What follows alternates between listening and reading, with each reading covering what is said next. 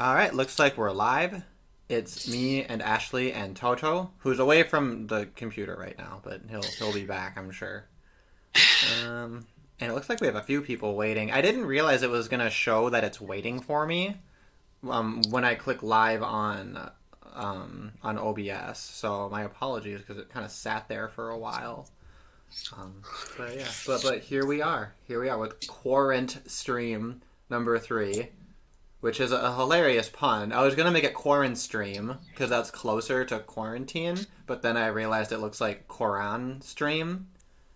So, I had to add the T. Carnivore says he's depressed about being circumcised. Yeah, that's, fucking F.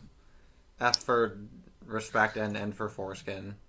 One thing I will mention, though, if you haven't looked into it, restoration. It for a while it's something I never really thought about because just the idea of having to go through that, there's a dehumanizing element to that. But eventually, it is something kind of positive and proactive you can do, and it does help. It does help make you feel better. And even if you're not, some people are really, really into it. They have all kinds of crazy contraptions. I know of a Discord that does that, so I can link you that if that's something that you might be interested in. But even something simple like just starting to stretch your penis just a little bit, just every day for 10 minutes or so. Nothing painful, just like a little tug here and there. That actually does make a difference depending on your situation. And I am back. Yeah, it doesn't necessarily help. You'll never get back everything, but it kind of helps make you feel like you have a little bit of power to do something about it. So, Are we talking about foreskin? yeah, well, I just wanted to address them. The first commentator mentioned that, so I thought maybe that'd help him feel a little better. But Oh yeah. Also, it is what it 4chan is is. going to be a thing. Sorry, what? Also, you can always just do wait for 4gen because that will actually give you everything back. Yeah, and I mean, yeah. Hopefully. I'm a little bit cautious about that because I do feel like there's a lot of issues where I just kind of bank on the future to solve everything. It basically is just a cadaveric method where basically they just take donor tissue, like donor foreskin, and then they decellularize it, basically getting rid of all the DNA and shit. And then they take your own DNA, which is taken from your blood, and then they recellularize it with your own DNA, which regenerates it, because they've already done this with fucking organs and shit. And then all they have to do is reattach it, and then they put stem cells on the surgery site, so there's no scarring. And voila, you have your very own foreskin. Because it's recellularized with your own DNA, it's basically your own foreskin. You know what I mean? Yeah, it's as it would be. Yeah, and that's pretty cool. It'd be kind of cool. You could do designer foreskins too. Exactly, it is basically designer foreskin because you can choose the size if you really want to. Or I could grow foreskins over my fingertips. Basically, yeah, if you fucking want to. I mean, yeah, we already have people turning into fucking crazy aliens and shit. I kind of just like some of us are just gonna lose our goddamn minds. The foreskin noses, foreskin lips, foreskin earlobes. It'll just be massive. Yeah. Nothing but and foreskin isn't even really that complex compared to all the organs that they're starting to fucking regenerate. So I would say it's more than likely than not that we're gonna get it back. It's just more of a matter of time. Yeah, so That's there we what go. I've So that's what I see. we got a couple of white pills, and we got I some think white pills. white pills are precious. White pills are precious. We should celebrate them where we can find them. Especially being that they're extraordinarily and increasingly rare these days. Yeah. Oh god. Okay, so one thing I did want to talk about though, because so you had linked me the article on Sci-Hub about conversion therapy, and I didn't read it, but I put it through a text thing and I listened to it while I was getting ready for the stream. Oh, cool. Which it's annoying because I have to like if you highlight all of it, the robot starts reading page numbers and random footnotes and shit. So it's it's not the ideal method, but it it worked. Let's see. I can toss this link in the chat so anybody Brian, else wants to kind of take a peek at it. And I didn't read it, but I put it through a text thing and I my listened thing? to it. While Why I was did that getting ready. unmute? That was strange. Huh. Sorry about that. Okay. Yeah, We'll one face of that here. so one of the authors is Brian Earp or Earp, who has also talked about circumcision a lot. Is it? I didn't even see his name on here. I missed it. Yeah, it's right at the top. Yeah. Holy shit. Oh, Brian Earp is fucking quality. Yeah, he's quite interesting. He can play music too. He has a channel and he I forget, was it singing? I think he's a sing. I think he can sing too. I recently watched Eric Klapper's play. I thought that was really good. I know that name, but I don't know that. He made the Sex and Circumcision American Love Story Oh, play. that's right. He did that. He was the Harvard guy who got kicked out because they called him an anti-Semite for. But he's actually going to sue them for that because it's actually against their free speech code, I think. But he was very interesting because he actually had the balls to actually point out like the roots of circumcision in America, like tracing it all the way back down to Judaism. So. See, okay, because I didn't watch the whole presentation. I just kind of like peeked through it because, like, when I watch those things, it's kind of depressing. So I just don't stare directly into it. But that would actually be an interesting part of it. Wait, because did Dr. Kellogg have a link to Judaism? I thought he was. Yeah, he did. He did. Yeah, he did. So it basically has the balls to point out that Judaism is actually the most responsible for spreading male genital mutilation to America, though Christians did obviously have a part in it. But he also pointed out that it's more of a Jewish issue than a Christian issue now because the evangelicals are not rallying at AIPAC and they don't really have as much power as they used to. So it's more of a Judaism issue nowadays, it seems. Yeah, and I think it's fair enough to trace it back and to hold people accountable. But I will say, I don't like when I don't accept like Christians trying to kind of pass the buck. Yeah, like they absolutely fucking failed. There's no excuse for them for tolerating it. Like they should have said, "No, go fuck yourself. This is against our religion. Don't fucking do this in our country." They could have just fucking done that, and we would have been saved from this fucking horrible procedure. But I guess they drank the retard juice. So. Yeah, well, and it's also important because like it makes you wonder what other things can they be duped into so easily when like this was kind of yeah. So yeah, no excuses for Christians either. I don't want that being misconstrued. They're all Jews in my book. Yes. But so this one has Brian Earp, who we love, and then there's Anders Sandberg and Julian Savulescu. Savulescu. I'm not familiar with the other two because I don't read smart people things. I watch Jerry Springer and I play 90s JRPGs. Yes. Anders Sandberg is this Swedish polymath. He's got a large back catalogue in terms of academic articles and seems quite intellectually curious about a wide variety of subjects. And Savulescu is this Australian philosopher.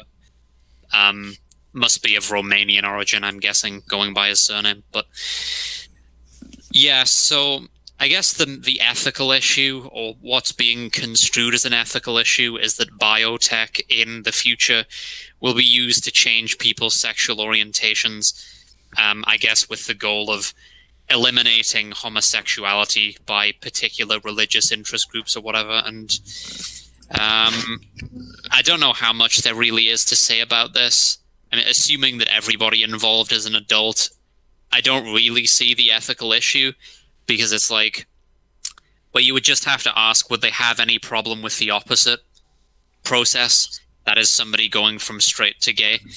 And it'll be reversible as well, presumably. So, and I guess the counter argument to that would be that the kind of person who would be tempted to do this is subject to specific social norms, like religious social norms, and you have to change those norms. But Like, if you're talking about someone who's deeply religious and they genuinely believe that their homosexuality is interfering with their relationship with God, and they really want, their wife and their 2.5 children or their 20 children or whatever, if they're Amish, and they feel that obviously that their homosexuality is going to stop them from achieving those ends, then I don't really see any ethical issue with it. People change themselves to accommodate the social norms of their environment all the time. So, well, and that's the thing is, I feel like that's all very like that all makes a lot of sense, right? And I feel like that's kind of those are the kind of the obvious ethical things you run into. But like most people, I think they hear conversion therapy and they immediately think it's going to be like a coercive thing. So this is kind of refreshing, like because they're just talking about it, like what are the implications and potentials for it. I'm just gonna read like the opening paragraph of it, just because it kind of gives a little bit of context to what we're talking about. But yeah, it opens our understanding of the neurochemical bases of human love and attachment, as well as of the genetic, epigenetic, hormonal, and experiential factors that conspire to shape an individual's sexual orientation, is increasing exponentially. This research raises the vexing possibility that we may one day be equipped to modify such variables directly, allowing for the creation of high-tech conversion therapies or other suspect interventions. In this article, we discuss the ethics surrounding such a possibility and call for the development of legal and procedural safeguards for protecting vulnerable children from the application of such technology. We also consider the more difficult case of voluntary adult conversion and argue that in rare cases, such attempts might be permissible under strict conditions. Now, I just want to say I do take issue with the last half of that sentence, where they argue that in rare cases, such attempts might be permissible under strict conditions. It's like, well, how about fuck you? If you're talking about voluntary adult conversion, no, that should always be fine. Sorry, it's voluntary. Like well, I think later on in the paper they take it as read that the cases in which this would be permissible, like one of the conditions is voluntarism. I don't know if they say it exactly like that, but they talk about consenting adults and so on, which is basically that. So yeah, they did do an interesting parsing out where they say, once a child is very young, the phrase they used is kind of interesting. They said that they don't have meaningful personhood, which I found that to be a little bit suspect, because I think of personhood as not necessarily like adult autonomy. Personhood is more just like, are you human life worthy of human moral care and concern? But I think it's pretty clear in that context. They don't mean to imply that like children aren't people. But yeah, the term person is like a fuzzy concept in philosophy. There are all these sorts of arguments about whether or not animals count as persons, and if so, which ones, and so on. Like, you see it in the abortion debate as well. Are fetuses people, etc.? Well, and that's what I always think of too. I think of like that's the abortion question, is does it have the quote unquote personhood? Because we can give all kinds of examples of human life, like human living cells or parts of humans or things that could technically be seen as alive, but then they don't have personhood, right? Mr. Maloney would call this childism. Maybe. I mean, well, in this article, I mean, it's very clear that their aim is to defend children from being like manipulated or changed. There was one part where they're talking about like scans in utero, and then correcting for certain proclivities, right? Like for example, I think one of the I'm pretty sure that the prevailing like non I'm trying to think like non-environmental, even I know environmental is a horrible term, but like the so-called genetic or inherent, or however you want to say it, the so-called nature-styled explanations of homosexuality had to do with like the pregnant women having a lot of stress, and that it releases extra hormones that ends up producing like a homosexual male offspring. And then there was an argument in evolution that this had some utility, because like if you had times of scarcity, maybe you needed more men, but you really didn't need like this a higher population. You just produce people who could like contribute to society without producing more mouths to feed. That was kind of the overarching theory. I think a lot of that's very speculative. The interesting thing about the adult conversion thing is that most modification of people's sexual orientation won't happen through that route. I don't think it'll be gene modification, or if not that, then an injection around or something like that around the time the child's born, or what have you. So that was interesting, and it's kind of a collective action problem, or at least it could be construed as that, because from the point of view of a parent, you can understand why you wouldn't want your kid to be gay or bisexual. But then it's like, if everybody does that and decides they want to modify their kids to ensure that they're straight through whichever means is the correct one, then you'll have a diminishing population of gay people so therefore the potential pool of romantic partners gets smaller and smaller, which is kind of like, I can almost sort of imagine gay lobby groups at some point in the future paying people to modify their kids to be gay, just to ameliorate that issue, which I guess will be interesting. But yeah, that would be. Well, I mean, and that'd be pretty. Could you imagine if you find out, like you grow up gay, and then you learn the secret that your parents were fucking bribed by just a bunch of horny old gay dudes because they wanted to create more potential. That's like That's a weird, horrible yeah. plot. Yeah, I think it watch should that only movie. be available to genetically alter children if you have the ability to reverse it. If they have the ability to do it, reverse anything done to them as an adult. You know what I mean? That's fine, I guess. Whatever, you know. Well, it will be possible to change people's sexual orientation, probably with surgery at some point on the brain, which I guess will be reversible. So It'd be interesting. kind of cool also to manipulate. I know this is focusing on orientation, but just sex drive in general. I don't know. There might be some utility in when adolescents are going through puberty, to give them something that just kind of blocks their sex drive for a while until they finish getting some education and some skills, and then gain some independence, and then you let them have a sex drive after they're kind of on their 2 feet. Yeah, and so many people would find that useful as well. People who have high sex drives that can never be satisfied, it is a distraction and prevents them from getting meaningful work done. So, and there are already drugs that can sort of do this. They usually marketed to pedophiles to reduce their sex drive, but you could also take it if you were just a normal person. But it's all strictly... Usually the things that they give that are anti-androgens, which is basically sex change hormones. Yeah. So I'm not sure about that, because that could lead to them being fucking sterilized. So. Yeah. I don't think I don't think it should be regulated, though. I'd support basically a free market on the use of these drugs and drugs in general. I'm just kind of autistic that way, but yeah. No, but that was something I wanted to speak to, is that the issue is that every single example that people give of conversion therapy that's unethical has to do with it being forced on people, has to do with it being involuntary.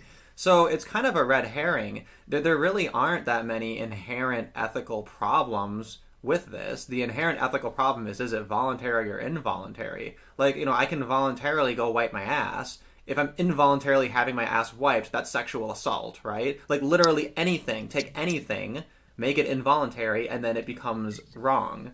So don't you think... I understand that this is the bedrock of your moral system, but don't you think there are limits to that, though? I mean, for instance, you didn't consent to exist and to have the genetic profile that you have, and that'll still be true if your parents modify you in any which way. You wouldn't have consented to that. Yeah, and that's a fair enough point. I guess the argument to that is that creates the duty on the part of the parent. Basically, since you're choosing to bring someone into the world against their will, and that's not necessarily against their will, right? The will is kind of non-existent before then. It's to be determined whether, in hindsight, you decide, hey, I'm happy I exist, or, fuck you for creating me, right?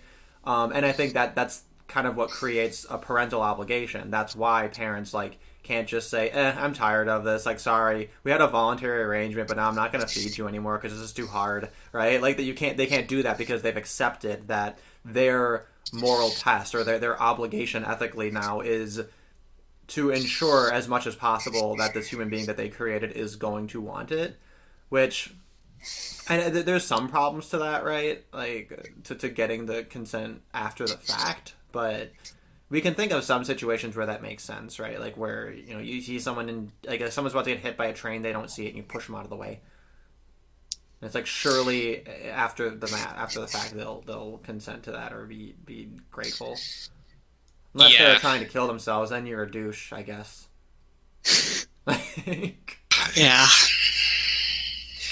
But I think part of that though is that since we generally don't live in cultures that acknowledge a right to euthanasia or a right to suicide if that's what you choose, or sometimes they call it death with dignity.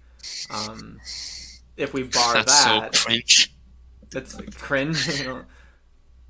I don't know. The death with dig. Well, it just sounds too like sloganeering. I don't know. There's Yeah, something no, weird that's about it. fair. Yeah, that's fair enough. It's a little bit manipulative, right? I Yeah. guess the implication too is that if you like fight to the bitter end, then that's somehow undignified, which is a little insensitive. Yeah. But like if we had those those options on the table for people, then it also kind of makes I guess it gives a little bit more leeway. But yeah, I guess this also just kind of goes right into the whole designer baby phenomenon, right? You have more and more things you're allowed to, like now, like in the near future, when you're creating a child, it's like a character creator in fucking Skyrim. Little strollers and colors you choose and everything. Yeah. Yeah. I just Although- only think it's an issue if they can't reverse it, I guess, because then, who knows? I don't know. I'm not too.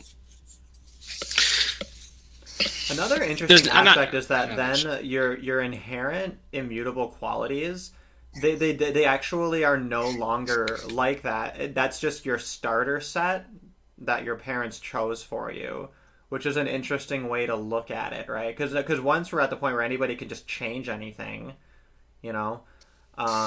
first of all, it's hard to imagine people like wouldn't want to change things, right? If you have literally all the options and then you're gonna say, no, I want exactly everything to be the same exactly as I am.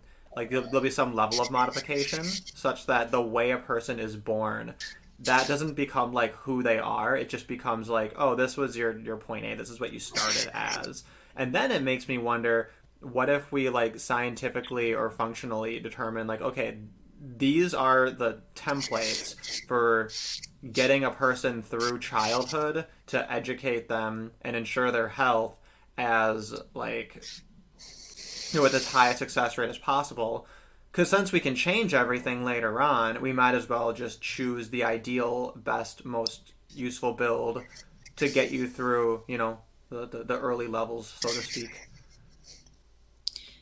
Does that make sense? I guess it's kind of like in a video game. If you can reset all your skills and stats, then logically what you always do is you choose whatever build is the easiest and fastest to level and then change it later. Which is why I'm 100% like against it in video games. But in real life, I mean, fuck it, yeah, let's all do that. Yeah. Although, as an adult, I don't think that if people want to change their sexual orientation, for instance, I don't think it will be done through gene therapy or so on. There'll be other means, like probably brain surgery. Or there are other things that you could do earlier than that, maybe. Yeah, later on they mentioned the idea of like taking some kind of pill or like medicine, and then once you stop taking it, it would stop working. Maybe that's plausible. I don't know. Like, gay men have distinct brain structures that are different from either straight men or straight women. So I don't know how plausible that is, or how like aware of he is of like the literature on that. But maybe, I don't know. It would be interesting to take a drug that just temporarily changes your sexual orientations. Well, and that's Sounds the thing fun. too. Like, so you're taking if the drug would be kind of like if you want to just do it temporarily for fuck ever's sake. But if you're like actually wanting that to be your permanent lifestyle, like the idea that like if you run out of your medicine, you're no longer going to be like sexually functional with your long-term partner.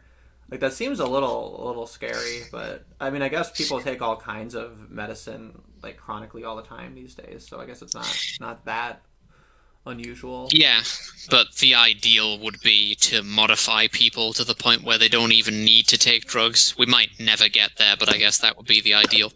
Because otherwise you do basically turn people into permanent medical patients. Another thing, like that, this does go a little bit into the idea of like disabled people, right? Where they argue, oh, like if we can screen for certain birth defects, we can just like suggest people abort and then just try, and then this way we can weed out certain whatever, like certain diseases, certain disabilities, whatever. And one way to look at both pure homosexuality and pure heterosexuality is as disabilities, because if you're perfectly bisexual, that means that you technically have access to the full potential dating pool, at least in terms of people's sex, right? Whereas, like, if you're gay, one way you could look at that is you're disabled because you don't have an ability to appreciate women sexually. If you're straight, you don't have the ability to appreciate the same sex that way also. So in theory, like the whole thing is kind of looking at, do we turn people straight or turn them gay, right? But what if instead they're like, oh, let's just try to turn everyone bisexual?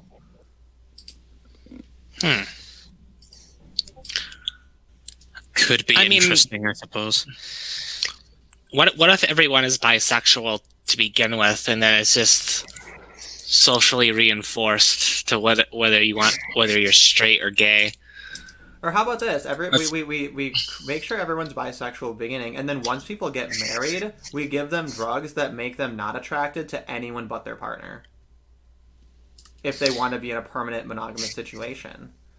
I think that's theoretically possible. Like, I've seen other papers by Sandberg talking about stuff like that, basically using drugs to enhance love, etc., however it's defined. True.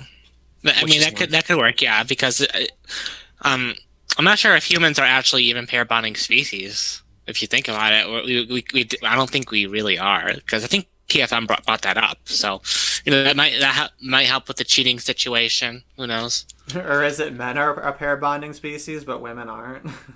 that might be the case. Yeah. I don't remember him saying that, but I think I haven't. Well, I feel like he kind of disappeared. I think he's on his other channel. I think if men were given the freedom to fucking cheat like women have right now, I think they would do it. But I don't think, like, the thing is that men have ever had like a society where they weren't held accountable for their actions compared to women. So, like, it's sort of a hard thing to prove, I guess. The term pair bonding, he might be using it a different way, is usually synonymous with monogamy. And, like, monogamous marriages are the norm in pretty much every society, even the societies that allow polygyny. And there are societies that allow some degree of polygyny, but even in Saudi Arabia, a place like that, it still isn't the norm to have men with multiple women. Most marriages are still monogamous. So yeah. So I think human beings are primarily pair bonding with some differences around the edges that tend to, like for instance, in sub-Saharan Africa, I think that's the place that has the highest rates of polygyny on the planet. And part of the reason is that the women there, interestingly, don't really require male provisioning to any significant degree, because food and so on is pretty easy to find. So the men all just kind of serially fuck a bunch of women and impregnate them and then move on. It's really violent, lots of like harsh competition between the men. And so yeah, that's a polygynous society.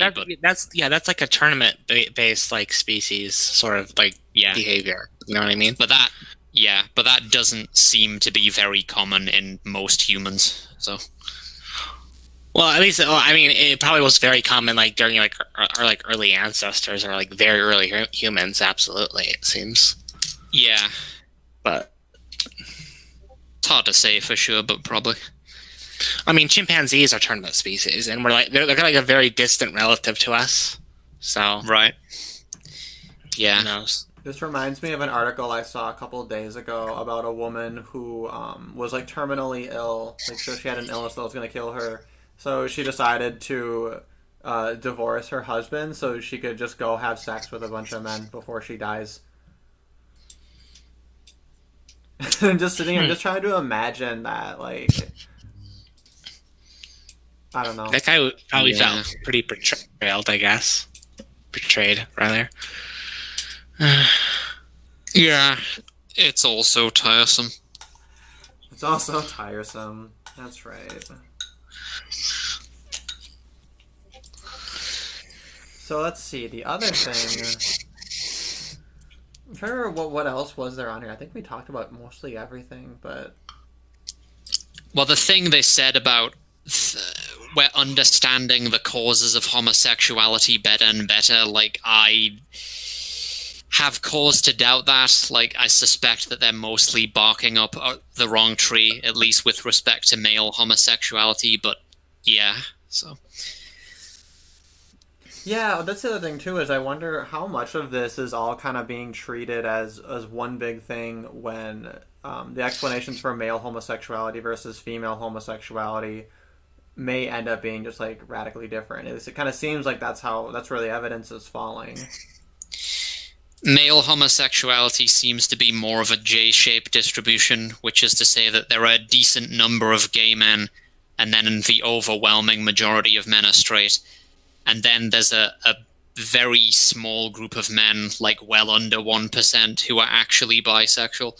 With women, it's more of like a normal sloping distribution where the majority are heterosexual, and then there are a decent percentage who are mostly heterosexual, and then a somewhat smaller percentage who are fully bisexual, and gets rarer and rarer as you get towards full-blown lesbian.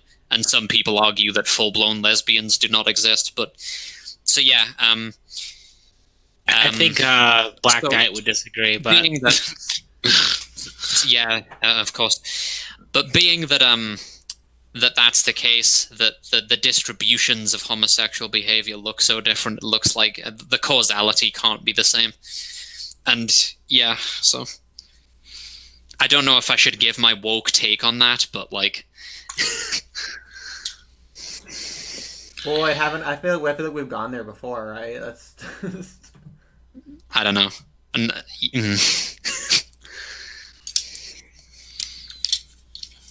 Yeah, I think. How about go ahead? As long as we're on this article, go ahead. yeah.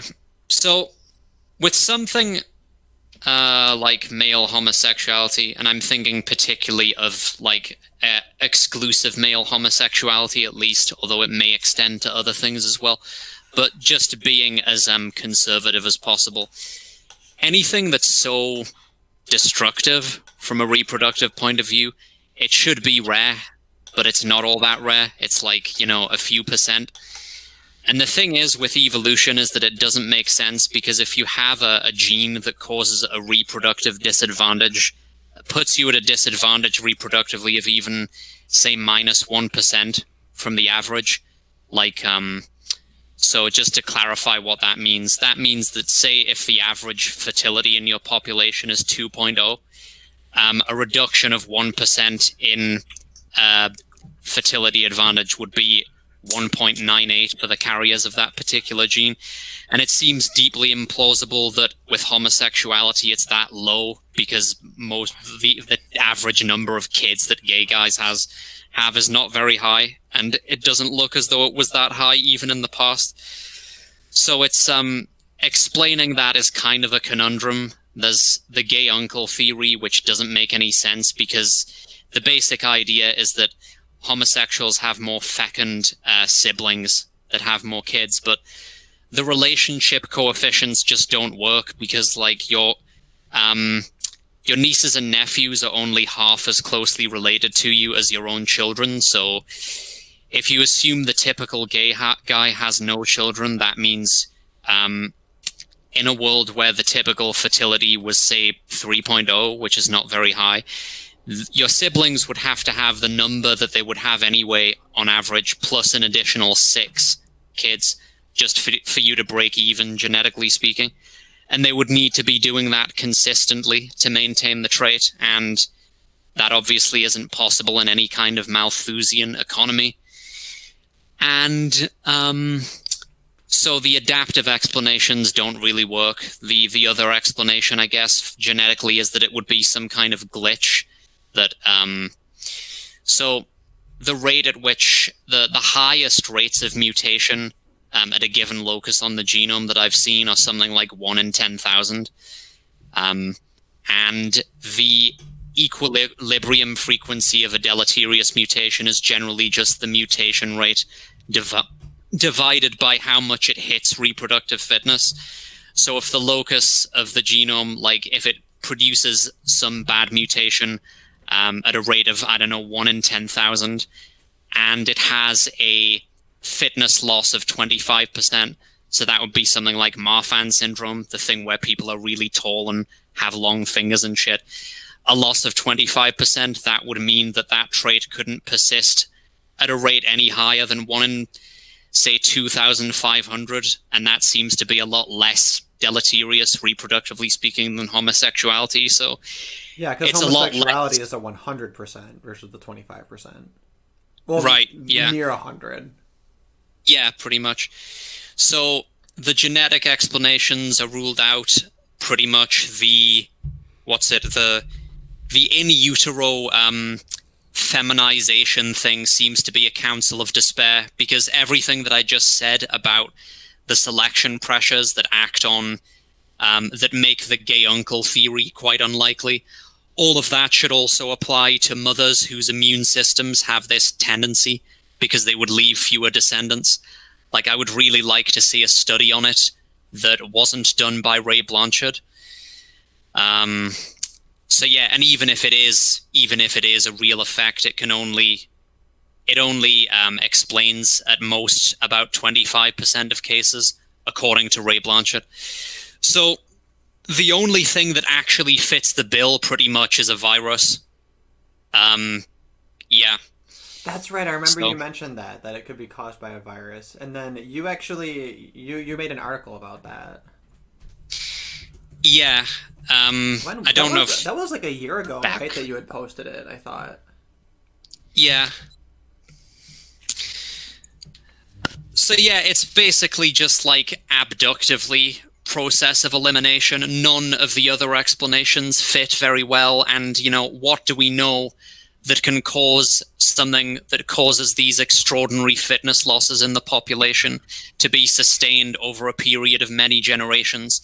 And the only thing that comes to mind is either an infection of some kind, or if not that, then some genetic syndrome that evolved to counteract an infection, like the people who have those mutations that make them resistant to malaria, for instance. And there's nothing...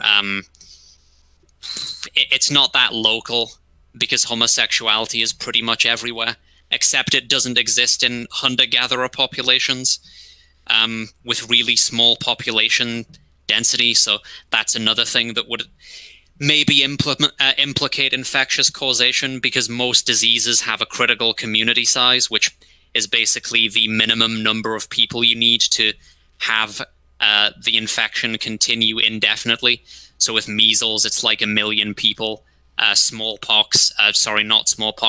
Chickenpox, it's about 300. So it's probably in that sort of zone, like on the order of a few hundred to 1,000 people. And it seems homosexuality seems to be more common in urban areas than it is in rural areas as well. So more circumstantial evidence, yeah. So. Yeah, and I think. Well then. Yeah, no. Well, I guess we'll see.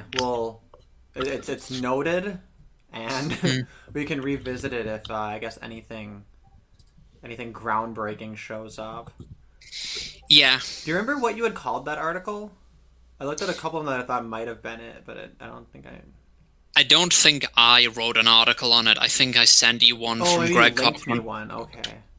See, I just go with the idea that everyone is born bisexual, and then the social basically society mostly pushes people to become straight, and then there's a few outliers of straight of gay people.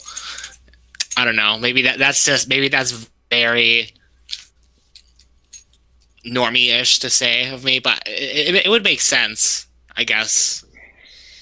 But then again, it just seems highly implausible, or at least like if it were true, human beings would be the only species on the planet for which this is true. Like, I mean, it's not necessarily. Bonobos are bisexual, like pretty much all of them.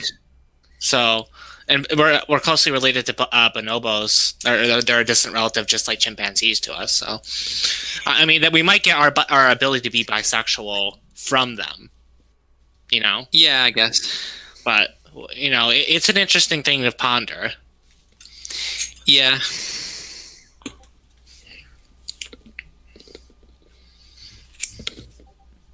Okay. Just reading something. So I did find on my last stream, Terrence mentioned cults and said it'd be funny to have a channel that like reviews and talks about cults all the time. Which I think a proper series talking about different cults is funny enough, but I like did kind of like an overview just to familiarize myself with like the most famous ones, and I think that it's a funny theme to like focus on one cult for a little bit each stream, just because I want to get more like reoccurring themes, so that there's a little bit of a structure. So anyway, the cult I've chosen. Because it's the most I don't know why, I think it's so funny. It's kind of not funny because I'm sure a lot of people, you know, died or whatever, but whatever. The one that I want to focus on today is called Church of Euthanasia, and I had mentioned it before the stream a little bit, but basically they're a cult that is what's the word? Antinatalist. And they are trying to convince people to sterilize themselves. I guess they help arrange free vasectomies for people. I think these are the ones who had made the billboards in like the 90s that looked like they were like suicide helplines, and what they meant by that is they're literally helplines. They're going to help you commit suicide. And then I think these ones were on Jerry Springer. And they kind of look like drag queen story hour people. But their website is super funny. They have all these e-sermons, which I haven't looked at yet. But ooh, it's let me see. They must be interesting looking people. Yeah, I'm just looking through their website. Like, I love that they have a human population ticker to count how many people there are. Their 4 pillars are suicide, abortion, cannibalism, and sodomy. What? Oh, what the hell? If I click on this, I have to sign in? Well, fuck, do I need to join the cult? And then let me join? Let me see. Ew, like I just went into the fucking like church, like their homepage, and it says welcome with like this lady looking the what is this, like the south the tower, one of the towers from 9/11. Oh, yeah, be careful clicking on things. I clicked on their 4 pillars, and they give you a picture of Jesus on the cross, which is, you know, whatever. A woman getting an abortion, a person holding a gun to themselves, a person with a fork in a hand, like they're just gonna eat a fucking hand. And then 2 naked men, one giving the other a massage. Massage, okay. I love how those look all together. A massage. They're like massage. Cannibalism, abortion, suicide, crucifixion. It says men rubbing heaven's. each other. It says Heaven's Gate on this site, which is I know. interesting. Yeah, they had a link to Heaven's Gate, and I'm not sure. Yeah, Heaven's Gate was the one where they all like. They have a Heaven's Gate sermon. Yeah, Heaven's Gate was the one where they all castrated themselves and like killed themselves, right, or something. Yes. Yeah. Pretty grim. And they drank Kool-Aid, I think, to kill themselves. I'm not sure. Like Yeah, Kool-Aid laced with poison. it was something like that. Yeah.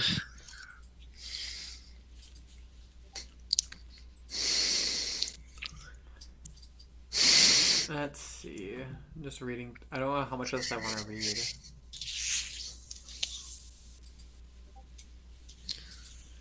Oh, I see. So they actually this is actually a bit critical of Heaven's Gate. So it's a sermon that was written in response to Heaven's Gate.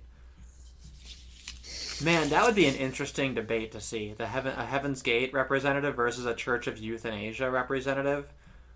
Because apparently with Heaven's Gate, yeah, they're talking about how they see humans as worms. That's like the big metaphor, because it's that that humans are like unimportant, insignificant, asexual. Like that's how they ought to be. Whereas apparently with the Church of Euthanasia, they're actually they're somewhat hedonistic.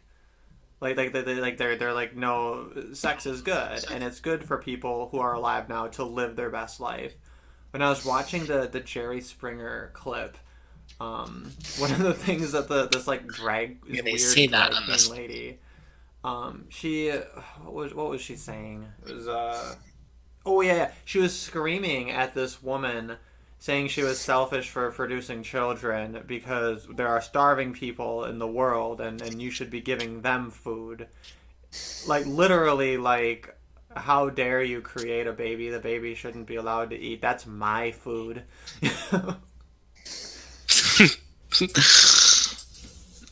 I mean,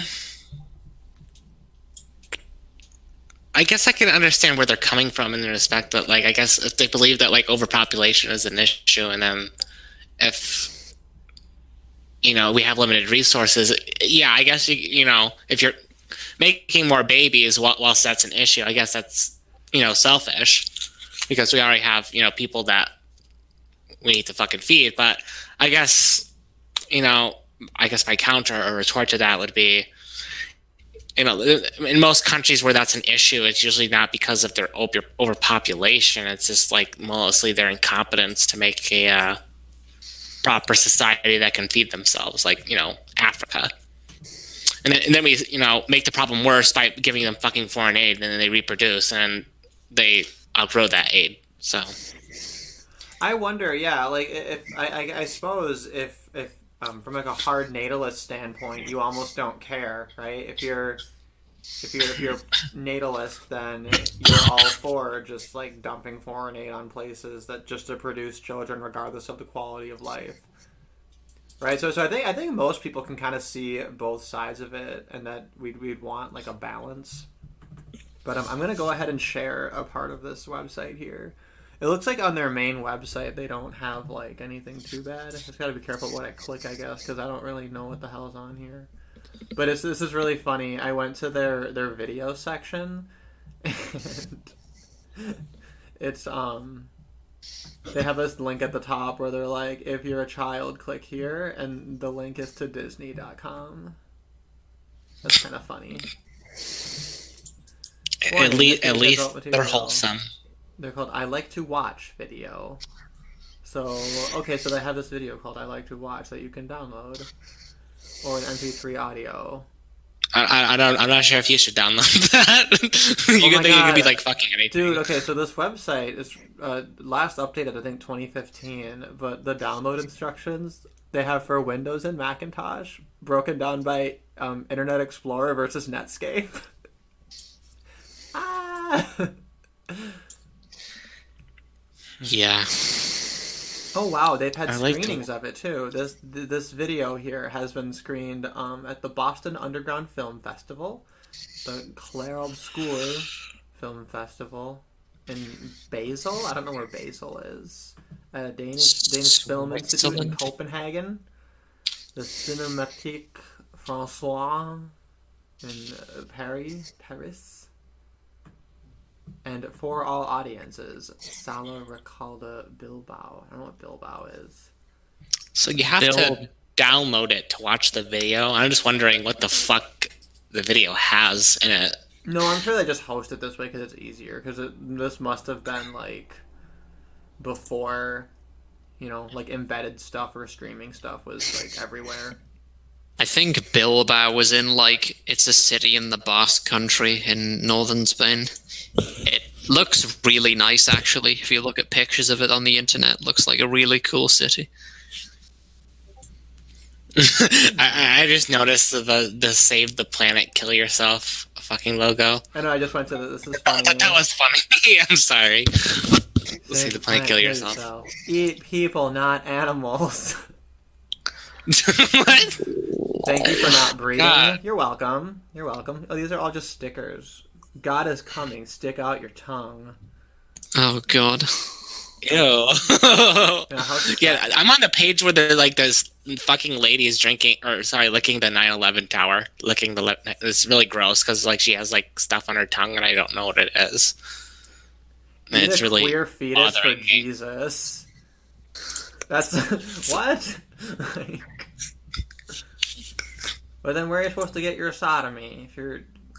Also, if you eat people, don't you get this weird disease because like it's a consequence of like eating your own species or something?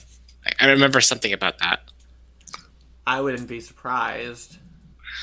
I think there was this Polynesian tribe that used to eat their dead, like they would eat the brains of each other after they died, and they contracted. Yeah, they contracted some horrible disease from doing that. I thought that might be what you were talking about. Yeah, there's probably some bad. It's probably a bad idea to eat other people. You don't need to. Yeah. Say that, especially because if you drink their blood or some shit, you can get like AIDS. Yeah. This one that so says, don't eat me. I'm a homosexual. There was a man in Washington State in the early 2000s who had sex with horses, and God knows what he must have contracted, but that was the case that resulted in it being made illegal to do that sort of thing in that state. Hitherto, it had been perfectly legal. Lol. So he's the person that made it legal. Damn. Because of that case, what happened was, horses were penetrating him in the arsehole. Ooh, ow. Yeah, and for obvious reasons, he died. Yeah. So. Yeah, that can definitely get fucking, ruptured. Rupture something, Yeah. Some of these buttons and slogans I don't understand at all. They say that the police are your friends. I don't get that. That doesn't make any sense. 6 billion humans can't be wrong. I don't know what that means. What does that mean? That sounds something funny. Is that supposed to be because everyone's gonna die? Is that the idea? I'd rather be breathing. I don't know what that means. I don't get it. And wait, what's the thing on the site that you're looking at? I'm looking at their buttons and their buttons and stickers. I also don't get eat a queer fetus for Jesus.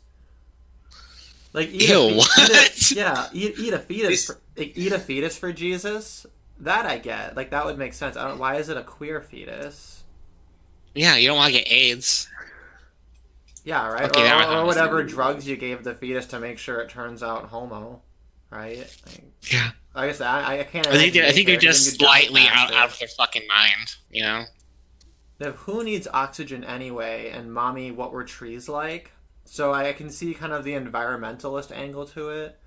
But here's the other funny thing: they have one that says vasectomy prevents abortion, but abortion is one of their pillars.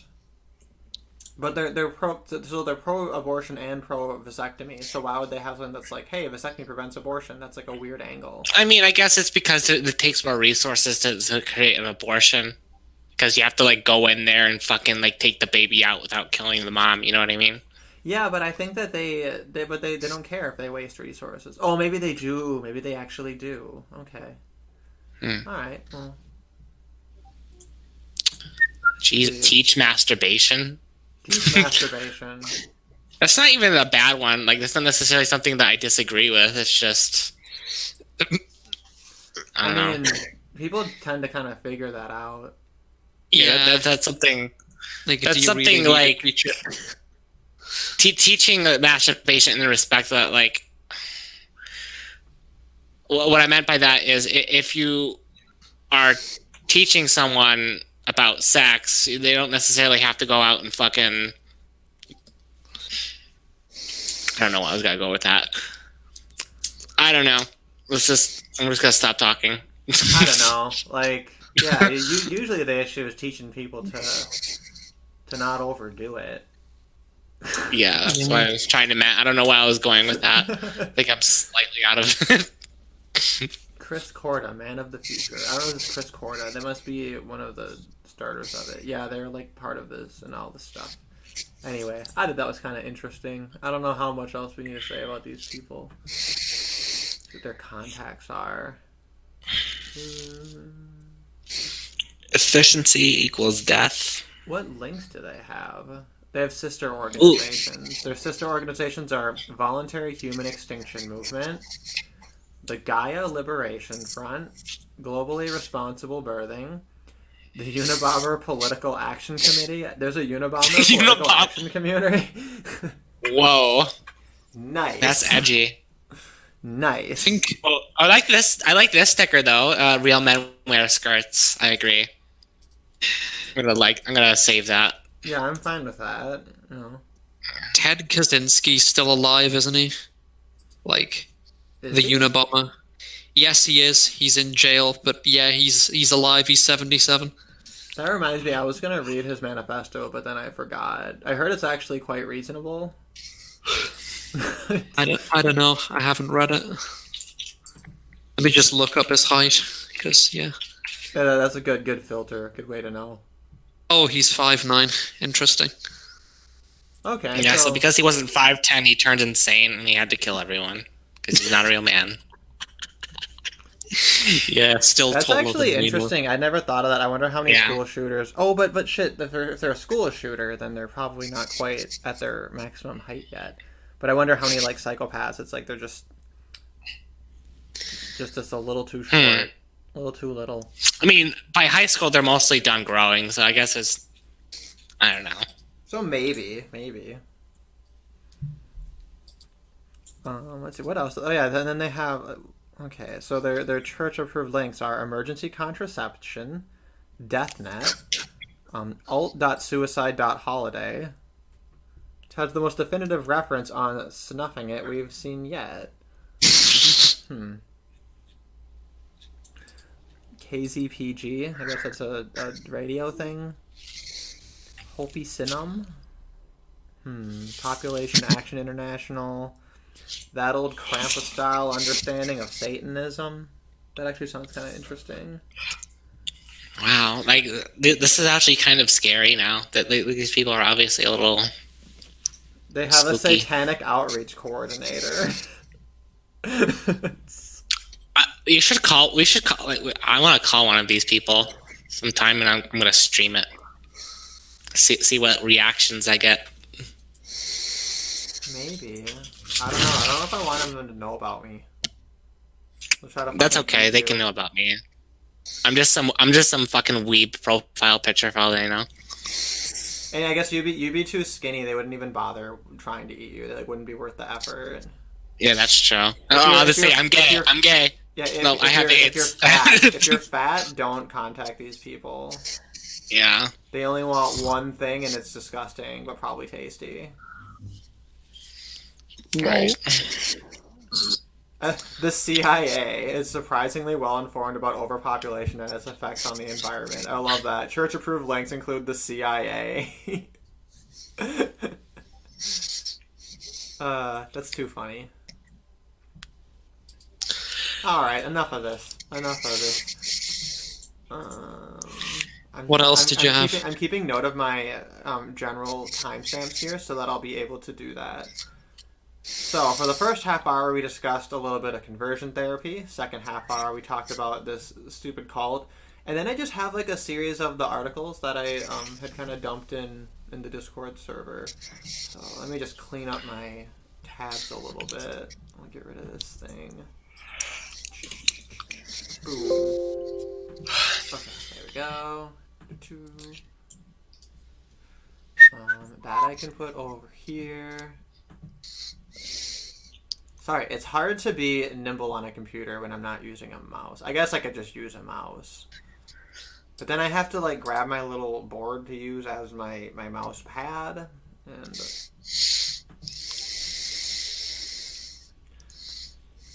okay, so this was an article I saw Elizabeth Hobson had shared. I don't know. I don't know how much there is to say about this, but it's an affirmative action story. Yay! I might have seen that one. What were the details of it like? I just saw her post it, and like normally if I had seen anybody else post it, I'd be like, "Oh, this looks boring and stupid. Who cares?" But since Liz posted it, I thought maybe there's something really interesting about it. So. And is there? I haven't read it yet. Let me just see. I want to get it on the. Let me get it on the screen. Display capture. Oh, I have to do window capture and then the.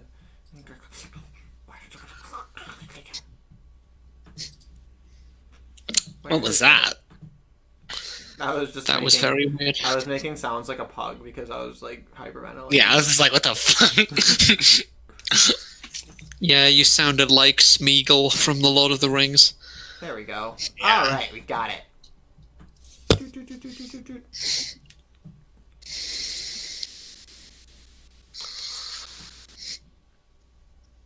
Oh, this is funny. This is actually a different title.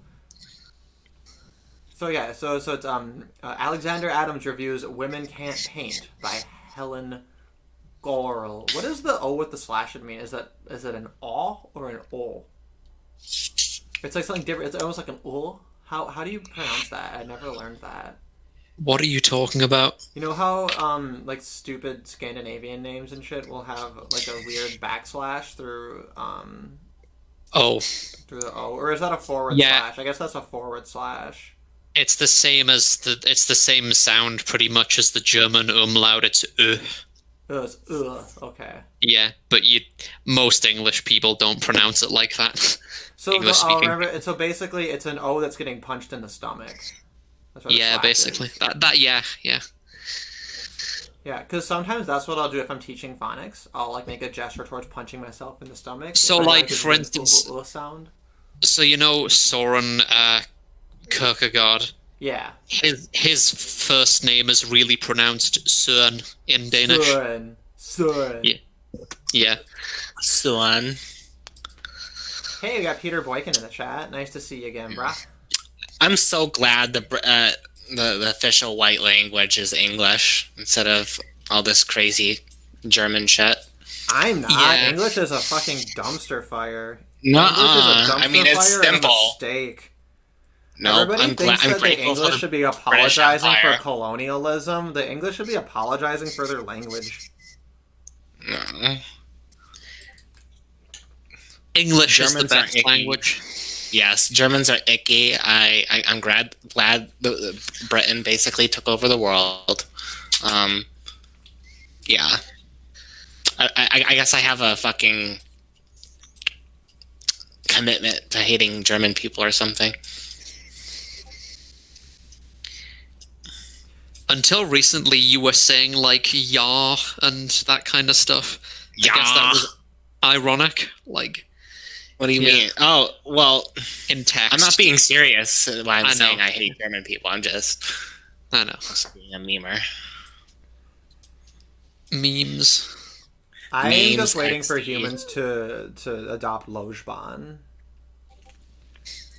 Which that language sounds like insane, like super satanic. Oh, I'm doing the infinity thing. Whoops. Lojband? What the fuck is Lojband? It's a It's a human constructed language that's designed to be culturally neutral and perfectly logical. Yeah. Have you I heard need of to look at this?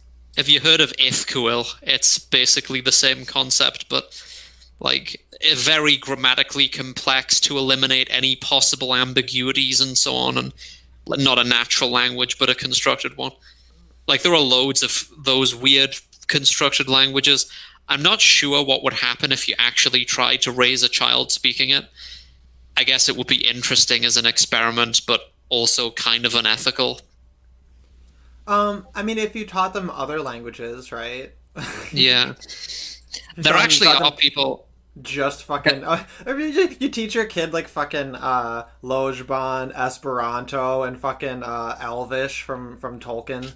Like Lord Well, of the believe it or not, Rings. there are people who've raised kids with Klingon as their first language. What about That's black speech? That'd be cool. It speaks like Ebonics. Zaron. Hell yeah, shoot. Oh, I was gonna mention though to Peter here. Yeah, definitely we should have you hop on again. I think especially as this election develops, like once maybe like once the Democrats have their nominee, who is Hillary Clinton. It's gonna be Hillary Clinton. Is it? And that'll be interesting. I don't. I thought it would be Bernie. No, oh Jesus, no, not Bird. What? Well, because is Hillary cheating. even running? Yeah, no, Hillary Clinton's not running. That's how she's going to become the nominee. Oh, okay. Because running can only hurt her, right? So she's gonna wait as long as possible. It's kind of like she's staying in a turtle shell, right? Because right now she gets to kind of go around to different shows and do all these things and like try to make herself kind of seem hip and cool, right? And not so serious.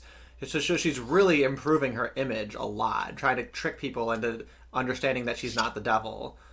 Good, but I mean, she is. No, she is the devil. She is the devil. She's It's literally like- a reptile person.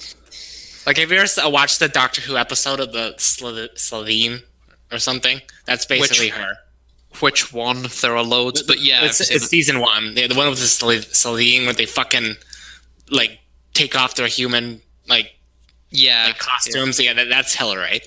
Or Yeah, maybe do you we should like- try and have a stream where we actually watch one of these debates? Although the copyright issue is kind of a thing, but I know some people And yes, try I to do get around watch it with Doctor like Who. colored filters, but now sometimes they can detect that anyway. But or maybe if I have like a stupid like moving green screen filter, like snowfall or something over it, then it'll. I don't know. I don't even know where I'm going to be living in a couple of months necessarily. it's pretty likely that you will. Yeah, what happened with that Hong Kong thing? Like, you got laid off or something? Well, we're not really like laid off. It's just like the education department recommended that the school not open, and they don't want to risk it. But I think also a lot of parents don't want to like send their kids out. So instead, we've like downsized the way that the operations work to part time. But then they also added this magic surprise rule that said that if you fucked off and left the country, because like because since I was off, they were like, oh, we're not going to open for a whole month. I was like, okay, I might as well go to America and visit since I'm not doing anything. And then while I was over there, they said, oh, since you left the country, you're not going to be able to work for an additional 2 weeks until after you come back. And I was like, well, shit. So I'm halfway through that. So you basically have all this time. Oh, okay. Yeah, so now I'm back in Nice. Hong Kong. I've been back for a week. So one more week, and then I'll be allowed to work. But then when I am working, it's going to be like maybe a day here, maybe a day there. So for this next like entire month, maybe 2 months, I have to not spend like any money. So I've been eating all of my tsunami food, which is it's kind of refreshing. It's kind of refreshing, and it's a fun exercise in like self control.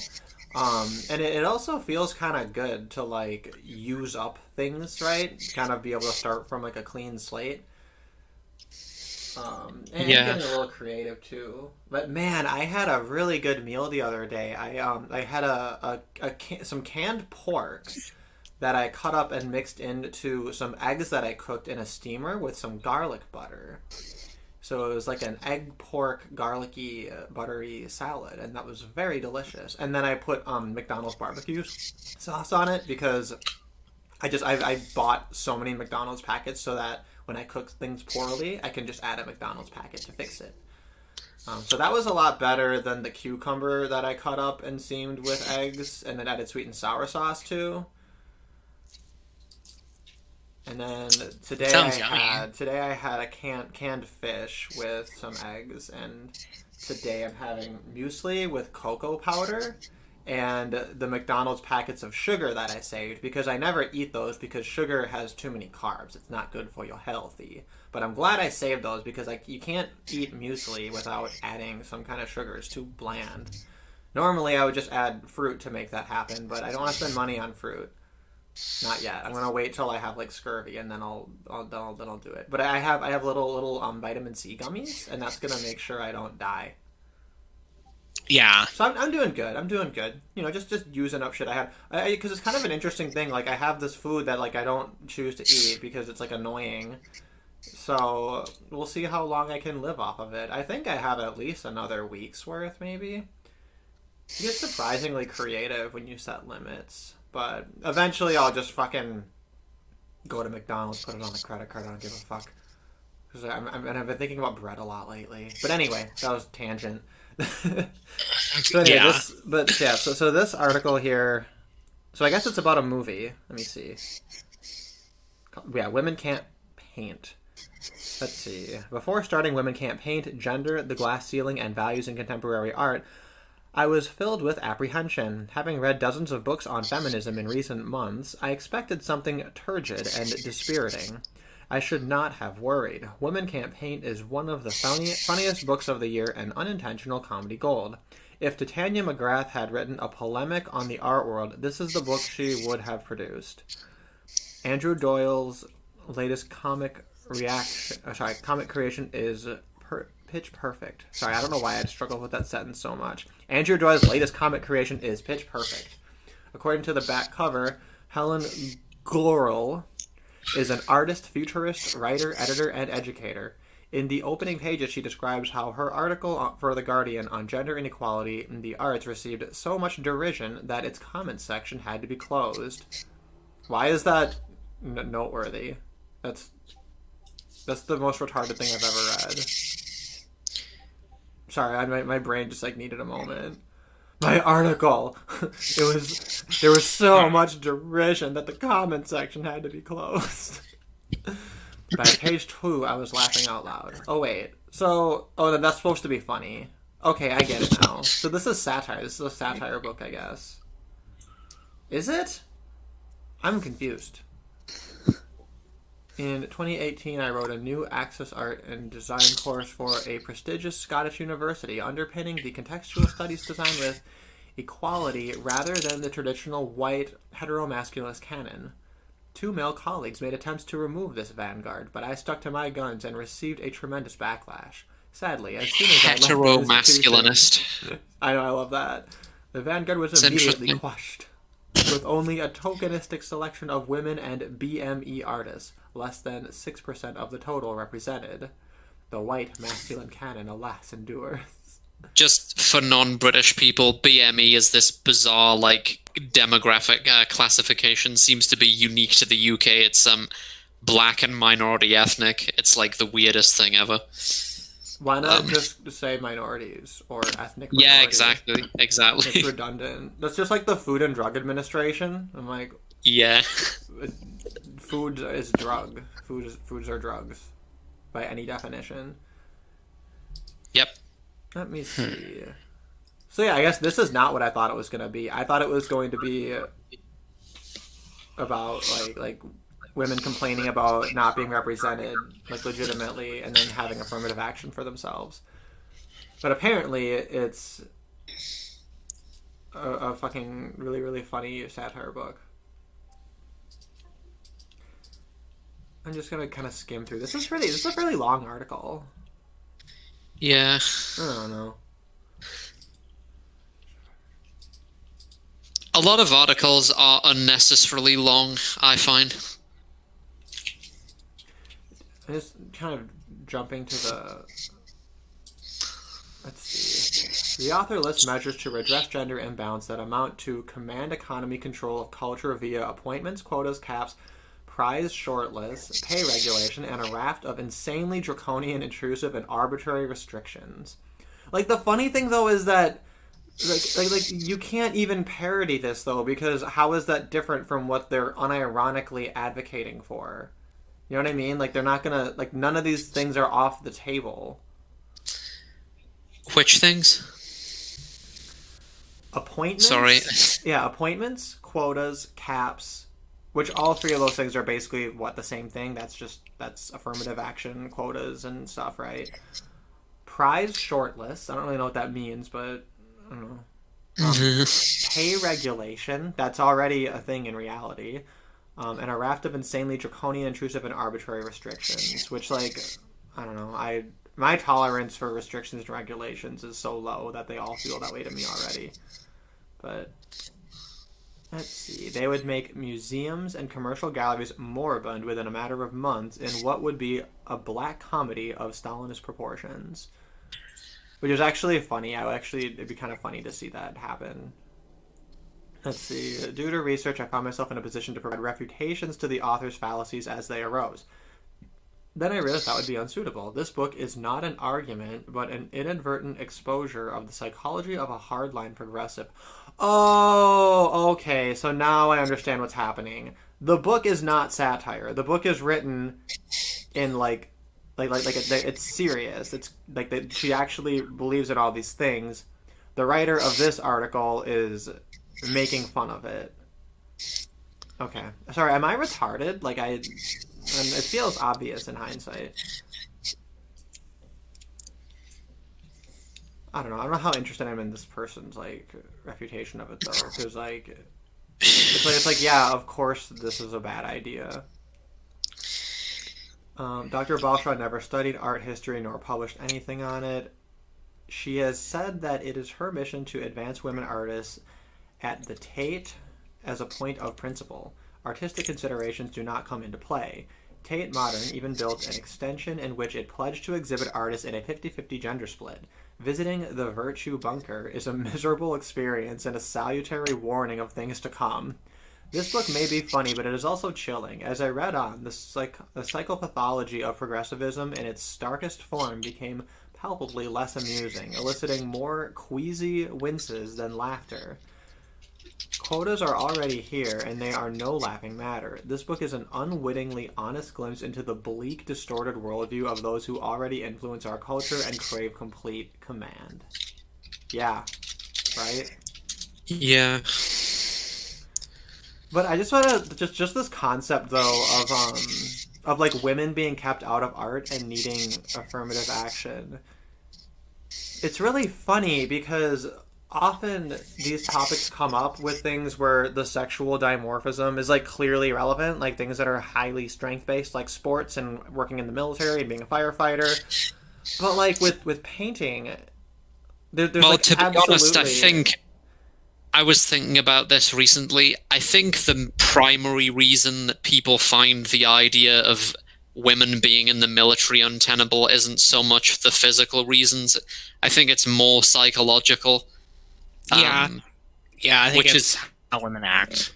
Which is retarded because the physical reasons is the actual that's the actual argument that actually is and it's as if we don't know, as if we don't understand that.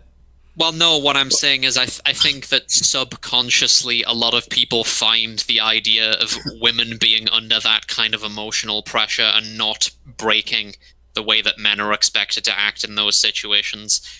I think a lot of people naturally find that to be not believable, and that's the root of a lot of the talk about it. Right. But is it plausible for women to actually man up enough to actually fucking do that sort of shit? I don't know. Well, it's hard to say because it's never really been done. That's the thing. So yeah. So well, I think it's possible. If we look at a lot of sci-fi stuff where we have super soldiers that have either crazy genetic enhancements or stuff, or right, yeah, or cool new futuristic armors and things, right? Yeah. You could kind of see that as equalizing, but then the argument comes down to things like stress, where they argue even if we can kind of equalize out a lot of these raw physical elements, they're still women are still going to rage quit on average. Well, the thing about that is, and I think this will happen in the fullness of time, there's a way that you could mitigate that as well, without it being perceived as misogynistic. So the personality trait neuroticism, which is generally more pronounced in women, I think it's a net bad in modern society, because it basically, if you're high in neuroticism, it basically means you're very threat sensitive and anxious, which isn't an advantage in our society because it's so safe, relatively speaking, or it's maladaptive. So you could sell that as well, as just being better for people's health, psychological health, in both men and women, without ever actually addressing the fact that it's sexually dimorphic. You could just get rid of it anyway. So, Right. if that makes sense. Yeah, well, hypothetically, who knows?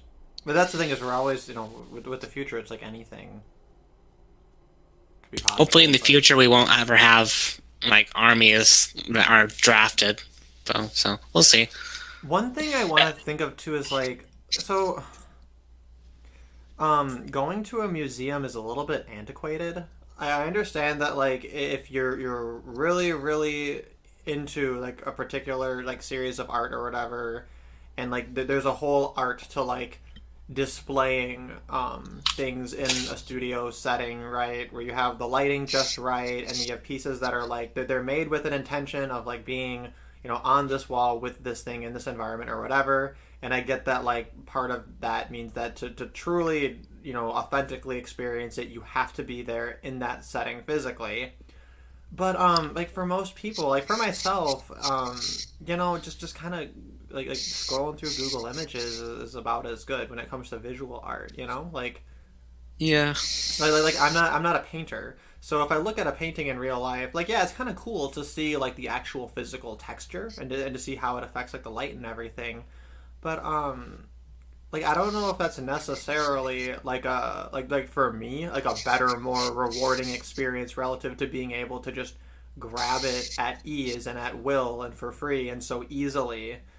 I suppose it's usually even free in person, but there's a cost of getting there. In terms of calories, if nothing else, precious calories. But one cool thing I like about being here in Hong Kong is that very often the malls will they'll set up and feature like different themes and arts pieces. Like they'll put up different sculptures, and it'll be kind of fun because they'll do like 2 or 3 of them in a mall for a couple of months or whatever. So it's kind of like a fun little scavenger hunt to go check them all out. And I've seen a lot of really cool shit that way too.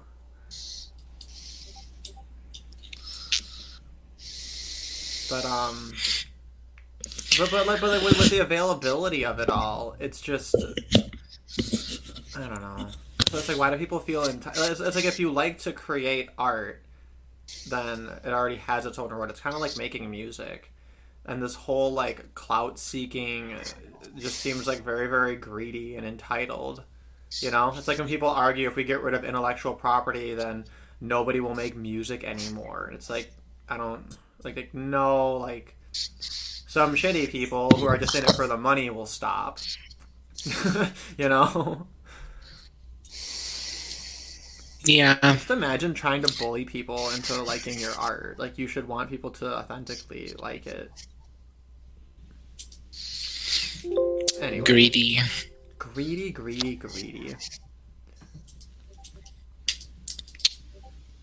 Women can't paint. Gender, the glass ceiling, and values in contemporary art. This actually might be interesting to read.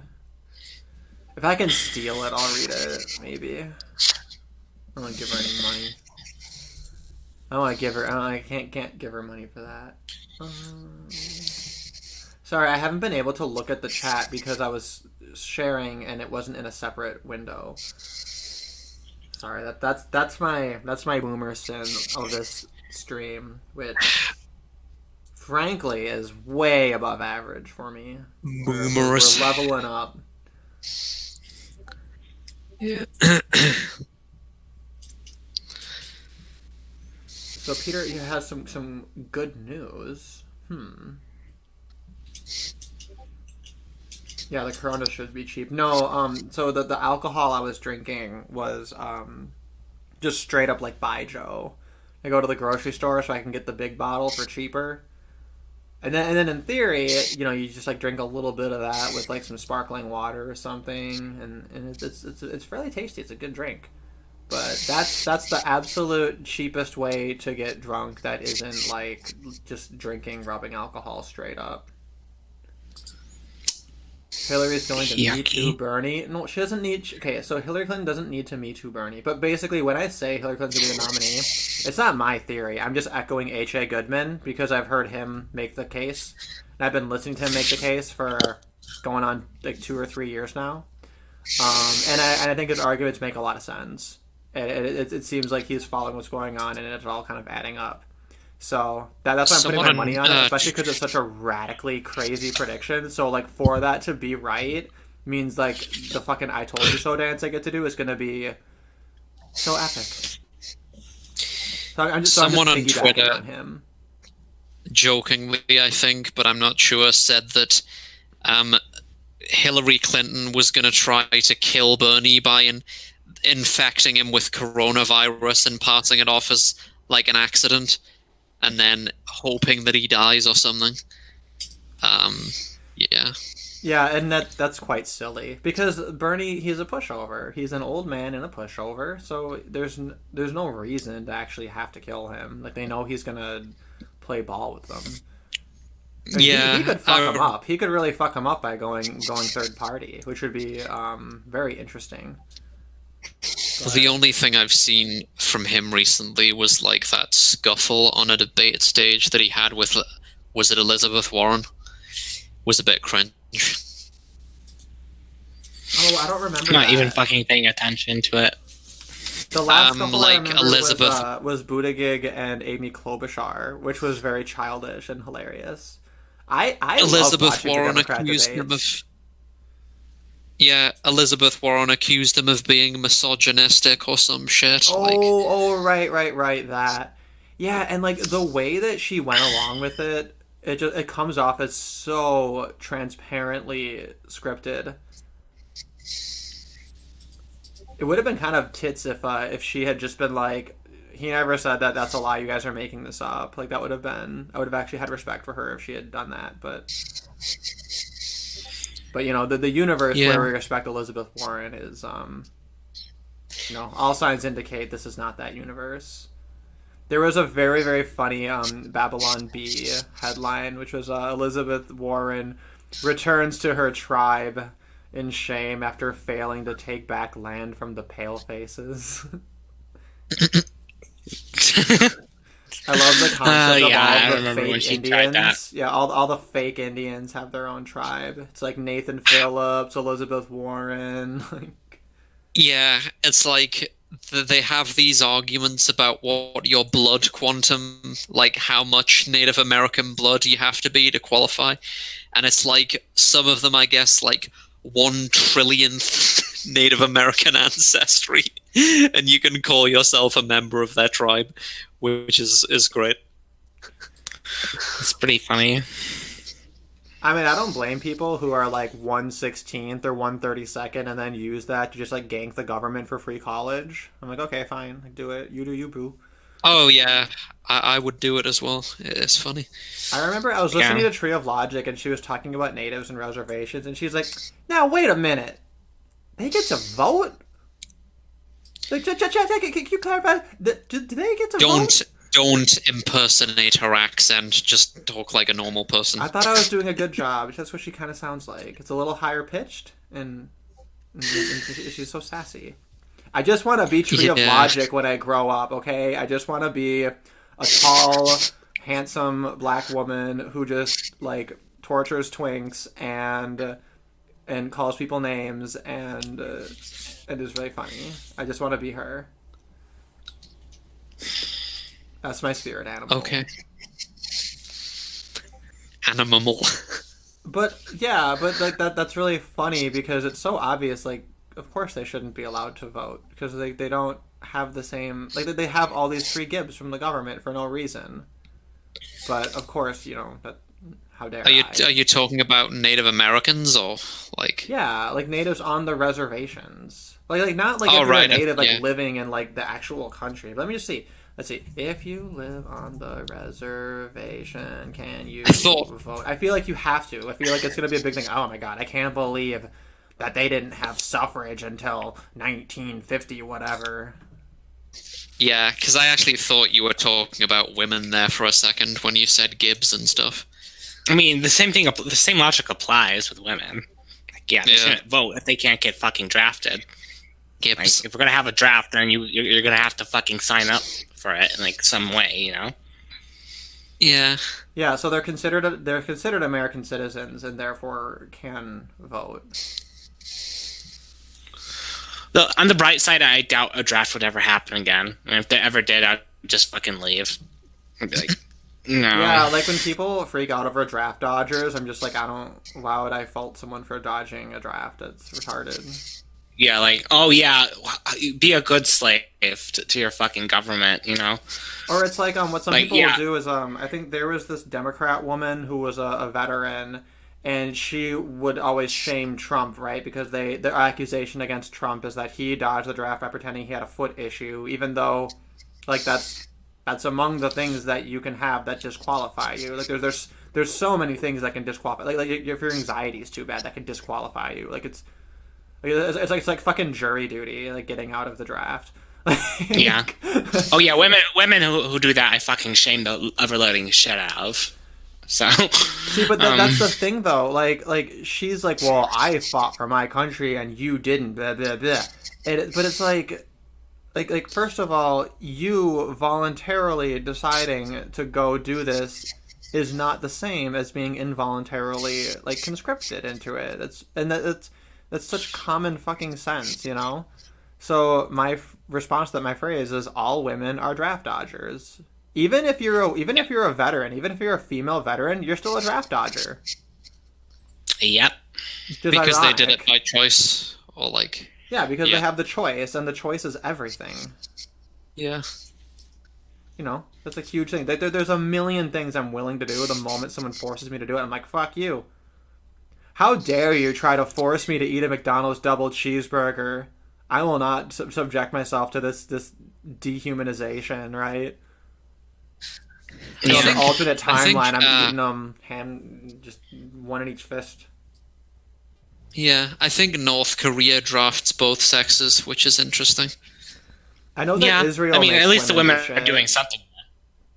Yeah, Israel does Um, that too. They make them go second line units, which is, you know, a good idea, at least. I mean, It's something.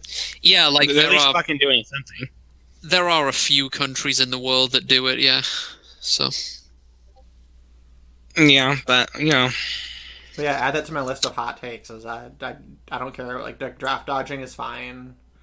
Yes. I would even go as far as to say that if they try and come to your fucking door, like with guns, you are morally allowed to shoot them in the face. Because Well, that's the thing. they're basically giving you or putting you in a situation where you're going to be forced to kill people and potentially die. So, It's actually it's I'd an interesting say- point, right? Like we're all saying, oh, these red flag laws. That's the boogaloo line. That's when that's the make or break boogaloo moment. And it's like, isn't the draft the boogaloo moment? yes, it literally is. I'm sorry if a police officer comes to my fucking door and says you're coming with me about it, I'm going to shoot him in the face. I'm sorry. I'd rather die getting killed by police officers than getting killed by a fucking Muslim in, I don't know, in the Middle East or whatever.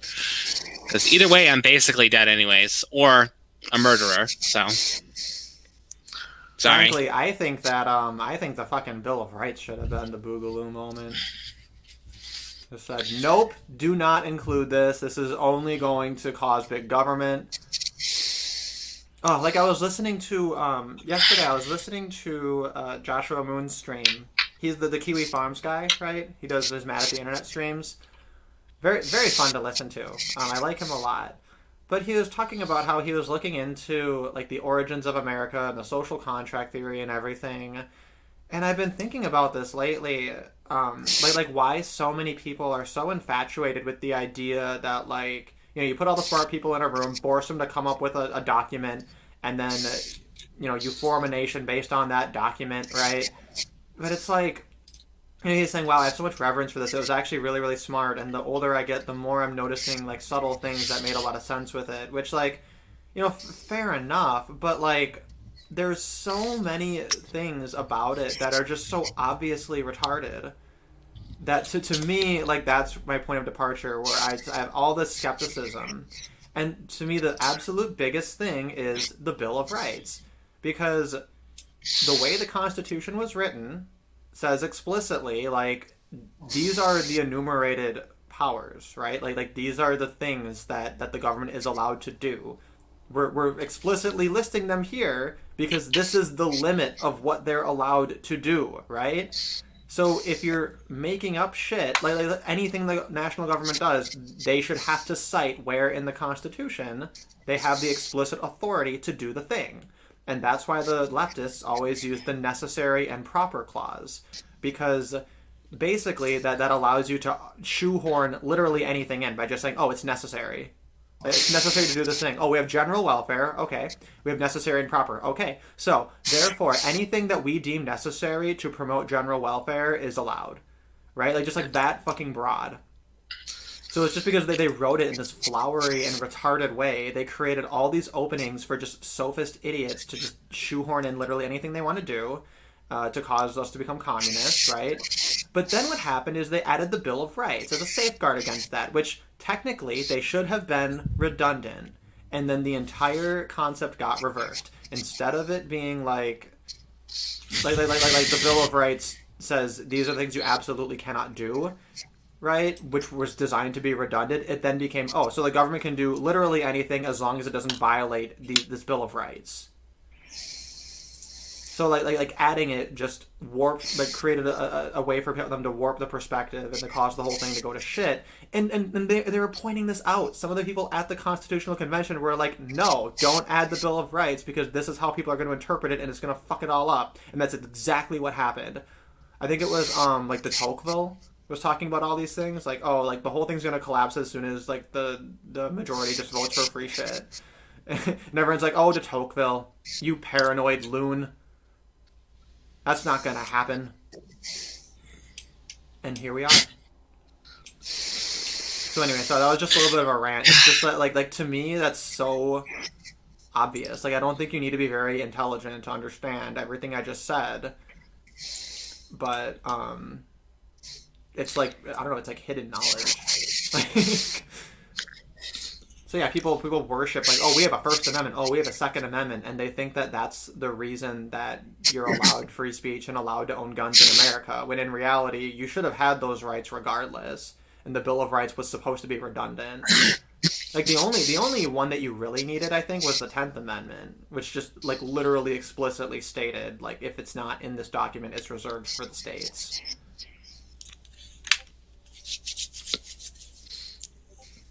But no, fuck it. Let's put Abraham Lincoln on our $5 bills because we're fucking idiots. This is why, like, I don't feel bad for America.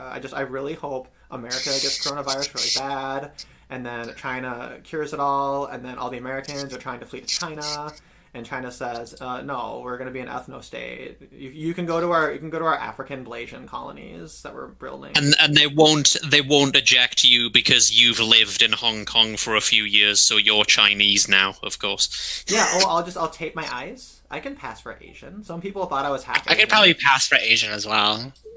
I just have to fucking put like chopsticks in my hair and shit. Yeah, there we go. Then start speaking some weeb shit, and there we go. It's all the same. I love the concept of me trying to just like blend in China in yellow face, and they're just like, "What the fuck are you doing?" And I just go, "Hello, China number one. Do you want some hot water and a nap? It is good for your healthy." Who says that? That's what they say. They say it is good for your healthy. That's great. You get like fucking double pneumonia, cancer, AIDS, plus a side of corona, and then the little Chinese lady will be like, "Oh, here, have some hot water and a nap." And but it works. Like, they're not wrong. Like, hot water and a nap. That reminds me of like when I tried to get sleep medication for my insomnia, like a drug that isn't even a controlled substance in the UK. So I should have literally just been able to get it from the drugstore without any problems. But the stupid saleswoman wouldn't allow me to have it, and she literally asked me questions like, "Have you tried sleeping in a dark room?" Wow. That's See, I never get any I was interesting so- things like that when I go out. I was so pissed off, like I could barely fucking contain my rage. And she said all sorts of other stupid things as well. Like, what else was it? Oh yeah, it's the plane drug. People take that when they go on planes. I'm Dramamine. like, Dramamine. You mean Dramamine? Yeah, that's it. It's Dramamine. Yeah, it's not Dramamine. It's Dramamine, right? It's pronounced Dramamine. I'm pretty sure. Oh my god, whatever. yeah. Not Vowels are, Dramamine. we're Like speaking what? English, okay? Vowels are a crapshoot. Yeah. I actually English I teacher. took Dramamine the last time I flew, but I drank all my duty free alcohol, and the flight attendant just like shook her head at me and said like stop doing that, and I was like fine. And then I drank a bunch of their wine. Stop. They had like a bottle of They wine told- sitting out on a counter, and I drank it all. What And did then they and tell then you I to stop doing? Passed out. I was passed out for like 10 hours. It was the shortest flight ever. Oh. It was wonderful. Cool. And then That's I woke nice. up and I was gonna continue playing Final Fantasy IX, and I was like, I don't even remember how I got to this point. Like I remember the game, but I'm just like, how did I? Like, what's happening? Anyway, I don't like taking sleep aids because they always give me weird dreams. So I feel like I woke up from a fucking Joe Rogan DMT experience. I'm just like, okay, never again. Yeah, I had I actually had out of body experiences recently. Like, I'm not joking. That actually happened. Like, I don't know why. It's just but weird. They're not like out of body. Like, just yeah, it was interesting. Not pleasant, but not exactly unpleasant. It was just really strange and uncomfortable. Yeah. the weirdest I've had is like if you're trying to sleep and then you imagine yourself, like all the space that is your body in relation to the room itself, and then you imagine your body being very very small or very very large. Like that's like I don't know, there's like a weird like scaling, like mental gymnastic kind of a thing. I don't know how to describe it. I guess it's almost like a Mediterranean thing. I say Mediterranean. I don't know why that came. What did I say? I was reading something. Okay. Anyway, I have another article that's a little bit funny. This one's a little bit tabloidy, but okay. I'm just gonna check the. I forgot. I'll make it a separate window so that I can still see the chat while I'm looking at this. But this was. Did you guys hear? So you guys know Elon Musk? Mm-hmm. You know who he's Yep. dating, right? The girl from I think a band. Well, she's not really a band. She's her own thing. But there are also Yeah. like there's other like related musical acts. But yeah, it's Grimes. Grimes, yes. Yeah, Why and did I actually, forget that? Yeah. Grimes has some good music. Grimes is Yeah, okay. I like it. I think at some point in the past he was dating Amber Heard. Interestingly, in the past. That's right. Yeah. He was at some point. Which Elon, no. It just Yeah. shows you like you can be very intelligent, but I mean Special. shit. Like you anyway. So Very intelligent, but very special. At the same No, time. no, we don't name names. We say I guess retard. you know what? not special. I guess God gives you so much, you know, and it. What's so funny, Ashley? Jeez. I don't know. Oh my god. You're too drunk. You're too You need to drunk. go to bed, mister. There's no such thing as too drunk for these streams. People can come as they are. I But, didn't understand what was... The story is really funny, though. So, pregnant Grimes admits she didn't understand what she was getting into when she started dating Elon Musk, but brags he is solving the world's problems and helping make mankind a multiplanetary species. So she's 31. She's 31. Ooh, we gotta tag Molyneux in this. Yeah, that fucking Malnu meme where like he like says, "Give me your eggs." Yeah, You know, the that fucking whole Easter thing Bunny. about that whole thing about colonizing other planets, it's really antiquated and pointless. Like planets other than Earth are shit because we just haven't evolved to live in that environment. Like Mars, most human beings would never want to live on Mars.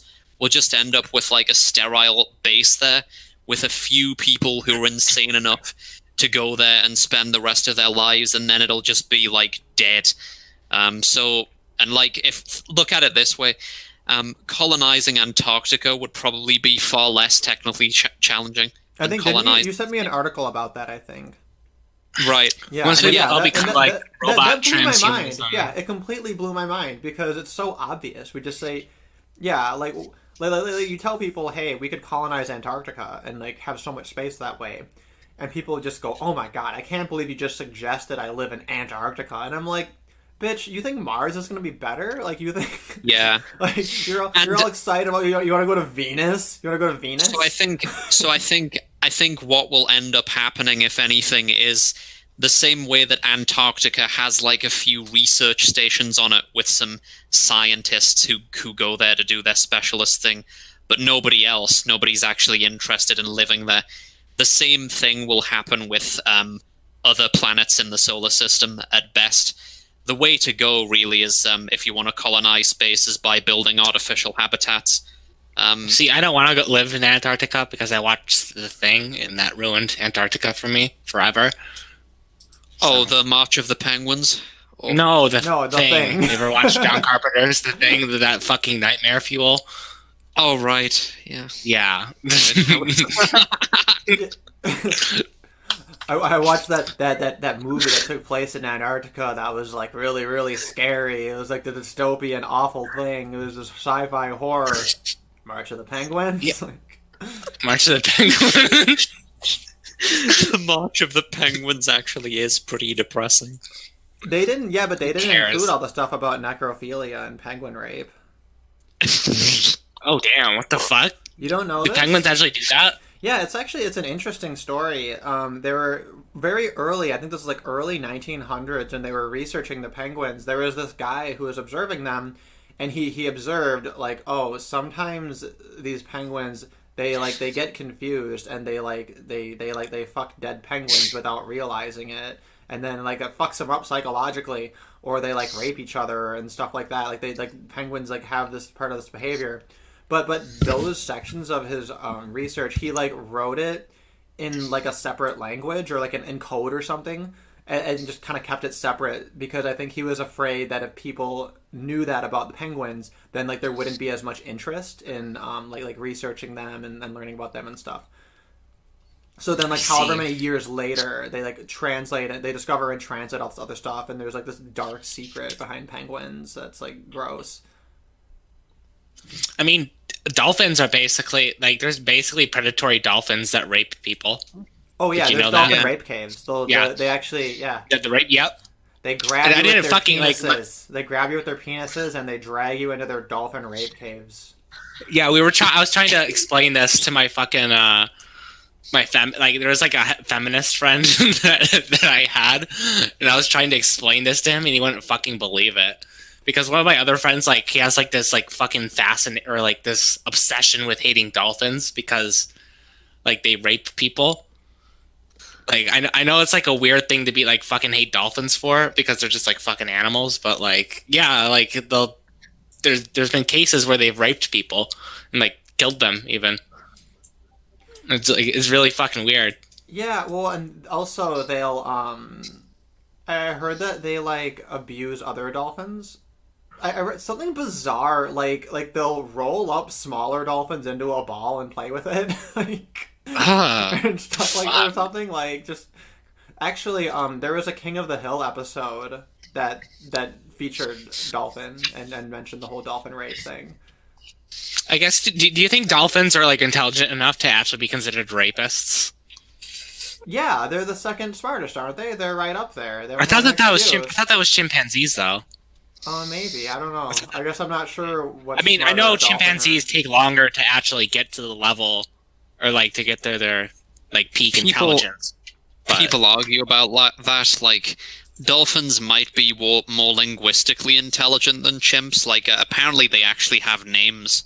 Like, there are specific patterns of clicks that they use to refer, basically, or to call specific dolphins. So basically names. names like eek and Interesting. eek click and click eek click. Yeah. But, like, it's clack. unique for each dolphin, so it seems to have the same function that a name has in human language, which is kind of cool. right, I still think chimpanzees are smarter though because they can actually like use fucking tools and shit, and like they seem to have like Well, dolphins. Well, they can't use are a tools, bit but- inhibited in that respect by their environment. Yeah. right, but they Although- also yeah. chimpanzees seem to have like a very complex like a communication ability to like communicate compared to dolphins, even compared to dolphins rather.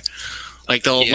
like when they're in a hunting party, they'll basically it's like the set like because they hunt colobus monkeys, so they'll basically make this very like complex plan where like one chimpanzee like basically chases the colobus monkeys into one area, while the Yeah, others like I've seen footage Jab of them. the fuckers dismembering one. It's pretty grim. oh yeah, I mean I get it Don't do that that. you're trying to beat around the bush. I know the real reason you're so pro chimpanzee is because they keep their pimpan strong. yeah, I know. Like whenever a male chimpanzee just like beats up a female chimpanzee, it makes me feel better about myself because I was bullied a lot as a child by my sister. So Yeah, makes me feel that's nice and tingly inside. it's not the worst standard for intelligence. And dolphins don't even have hands. So Yeah. fucking I mean, get wrecked. You're fucking murdering, raping fish mammal things. They're not fish. I don't They're think dolphins fish. are very Be cute quiet. either. They kind of look rapey. They They are kind of rapey looking. yeah. Like I learned that they're rapists, and part of me is kind of like, well, are we that surprised? They're kind of menacing. Amazon River dolphins look even more weird than the usual. Whoa, they have kind. Amazon. Wait, there's dolphins in the Amazon River. Yes.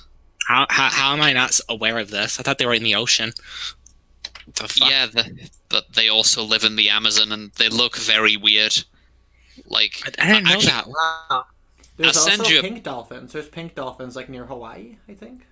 Yeah, I'll send you a picture of one, Toto. They look just bizarre. Like, I don't know how to Oh, describe it. ew! That's so gross. Ew. Yeah. This, Like, it's like imagine- it's like imagine, a fucking um, Harvey Weinstein fucking dolphin. Yeah. Weinstein Imagine, looking ass. imagine swimming underwater and seeing that. I'll send it to Derek. Like even if I don't think Harvey Weinstein is like a fucking rapist, I think he's still creepy. So Yeah, and Amazon River dolphins are the only species known to practice nasal sex, which means they'll stick their penises into each other. okay, we don't need to get into that. Blowholes, which means basically their noses. And Oh my god, ew. That's like, are they Japanese or something? yeah, the Japanese of sea creatures. Yeah. The sea creatures. Well, I guess they're in the Amazon, so and that's just Yeah. not necessarily sea. Lake creatures or river creatures. Yeah, Yeah, that's There that are picture. pink It's dolphins Very, in the Amazon. it's not an aesthetic shape. It's very. I feel like this is like a Tumblr dolphin. This chubby. oh my god, I just found a picture of one that looks even more ugly. Hang on, I'll just send it to you both through DM. Ooh. It reminds me of rabbits actually. Like I really generally don't. Ew, like that one's rabbits. way worse. Oh my Yeah. god. Yeah, because it looks like evolution kind of spat it out. It's all like just got weird stuff hanging out of it. It has like weird bulges here and there. Like there's Its eyes look creepy. Yeah. Yeah, its eyes The look like eyes are very fucking creepy, holes. And it looks like a very creepy shark with its teeth. Imagine getting raped by this thing, and this is like the last thing you fucking see when you're in like a weird cave system. Like that was really dark. But It'd be a great horror movie, to be honest. There's a lot of like Yeah. really shitty like comedy horror movies, and I'm surprised that dolphins haven't really had that treatment yet. We had Sharknado, should have been fucking Dolphinnado. When Americans say horror, it sounds like, to me, almost like you're saying WHORE. well, that's because the American language is the proper English language. Okay, I know, It's but kinda I lazy. we created the English language. You stupid English person. I like it though. Like I'm saying, I like it. It sounds funny. Horror Oh. movie. Oh, that reminds me. Horror. I have another article that's kind of related to that, but let's Horror squeeze movies. anything entertaining out of this Grimes article. Let me see. There are pink dolphins in the This- Amazon too. Good to know. I heard they're quite rare. Okay, so we'll just read what are these bullet points. So Grimes told Rolling Stone, "I just did not understand what I was getting into." The 31-year-old Canadian singer is pregnant with Elon Musk's child and shows off her baby bump in a colorful photo shoot. Grimes Wow, revealed, "The shit that's happened with my boyfriend this year has overwritten so much of my life's work." She believes the crux of the rage over her dating Musk is the obvious dissonance of his political donations, even though she is hard left. The musician thinks Musk has similar views to Bernie Sanders, as they both want to save the planet. That doesn't make any sense. Grimes, real name Claire Boucher, whatever, Grimes, said she believes in sustainable energy and the electric future and making humanity in God damn it. species. Ashley, stop. That's the most basic thing I've ever read. She said, "The government does not truly have the capacity to solve the world's problems, but my boyfriend is actually doing it, tangibly, visibly." Like, that's very funny, right? So she is, like, cookie cutter leftist. Why can't everything just be electric, and why can't we have multiple planets and sustainable energy? And oh my god, I can't believe that my boyfriend donates to conservative things, apparently. Why can't we just be like Bernie Sanders? Oh, but I acknowledge that my boyfriend is actually solving these problems and the government just like sucks a dick, Yeah. but not even. It's just dumb bitching. And yeah, sorry, Ashley's fucking posting dolphin rape pictures or some shit in my Discord while you were talking. I'm sorry. The fuck is this, Ashley? Like, the thing is Grimes makes a lot of really cool videos and a lot of cool music. Like, she's someone who, like, it's not like the Britney Spears style of being an idol, right? Where it's kind of very manufactured, very girl next door, very, like, meant to kind of be cool, be pretty, be nice. She's, like, willing to do stuff that's kind of, like, weird and expressive and out there. She makes these very eccentric videos that actually do, like, feel like an experience. So, like, she's pretty cool, actually, as a character, like, from a musical standpoint. It's just, fucking, once people get famous, they need to shut the fuck up. Yeah, they can't stop, sniffing their own farts, I guess. I mean, yeah, I guess it'd be one thing if, like for example, when Bjork comments on a lot of social issues, sometimes she'll actually say something that's pretty kind of interesting. Like her eccentricity and her intelligence kind of do translate through into other mediums. But generally with like artists and musicians, that's just not the case. Can you give an example of something she said that you found interesting? I mean, I know who she is, but I just don't know off the top of my head. Oh, let me think. One thing was Bjork had some misgivings about feminism, right? Where she and I think she had some Oh, it did she had to have do like a with- woke take? No, it was not woke. Well, she was I'm trying to think of what exactly it was. She kind of flip-flopped on it a little. Part of it was her not identifying as a feminist, and she took a lot of shit for that. But then also, I think it was regarding like androgyny, where she kind of defended this idea that like, of course we have the feminine and the masculine, and there's an interplay there, right? So I think people kind of saw her as a gender essentialist, even though so much of her music has like all these depictions of like very, very like androgynous like robo humans and stuff, and all of this all these things. Yeah. The fact that she was criticized for not identifying as a feminist, like, isn't it just noting this? Isn't it crazy that that's where we are? Like, you get lambasted in public just for saying I don't identify with a certain word. It's fucking crazy. Yeah, well, and I think Yeah. it might have been Taylor Swift, or it might have been another like singer who. I think it was like, Taylor Swift. Yeah, was it? I think I remember. Yeah, I know pretty that sure. maybe. Years ago, she said like, "Oh, I don't really identify with that because I believe in equality." And then people thought it was really funny, right? Because we were just laughing, like, "Haha, you submitted." I know that, about equality, but then like she backed down. She got because she got bullied, which is like, is that what you really want? Like, you know what I mean? Like the. I remember that at some point, I know this because QuarantStream mentioned it, otherwise probably wouldn't have found out, but apparently Lady Gaga as well said that she wasn't a feminist because she liked men or something to that effect, and then she cucked and like had to retract that statement. Well, I mean, she didn't have to, but she did it. So. That's interesting because it seems like a lot of their stances are based in social approval. Yeah. Yeah. Well, and It's I guess really if sad. you want to be like a major, It's either cucking or they legitimately believe like whatever is socially acceptable at the time is the right choice. So. Yeah. Yeah, I do remember the Lady Gaga kerfuffle.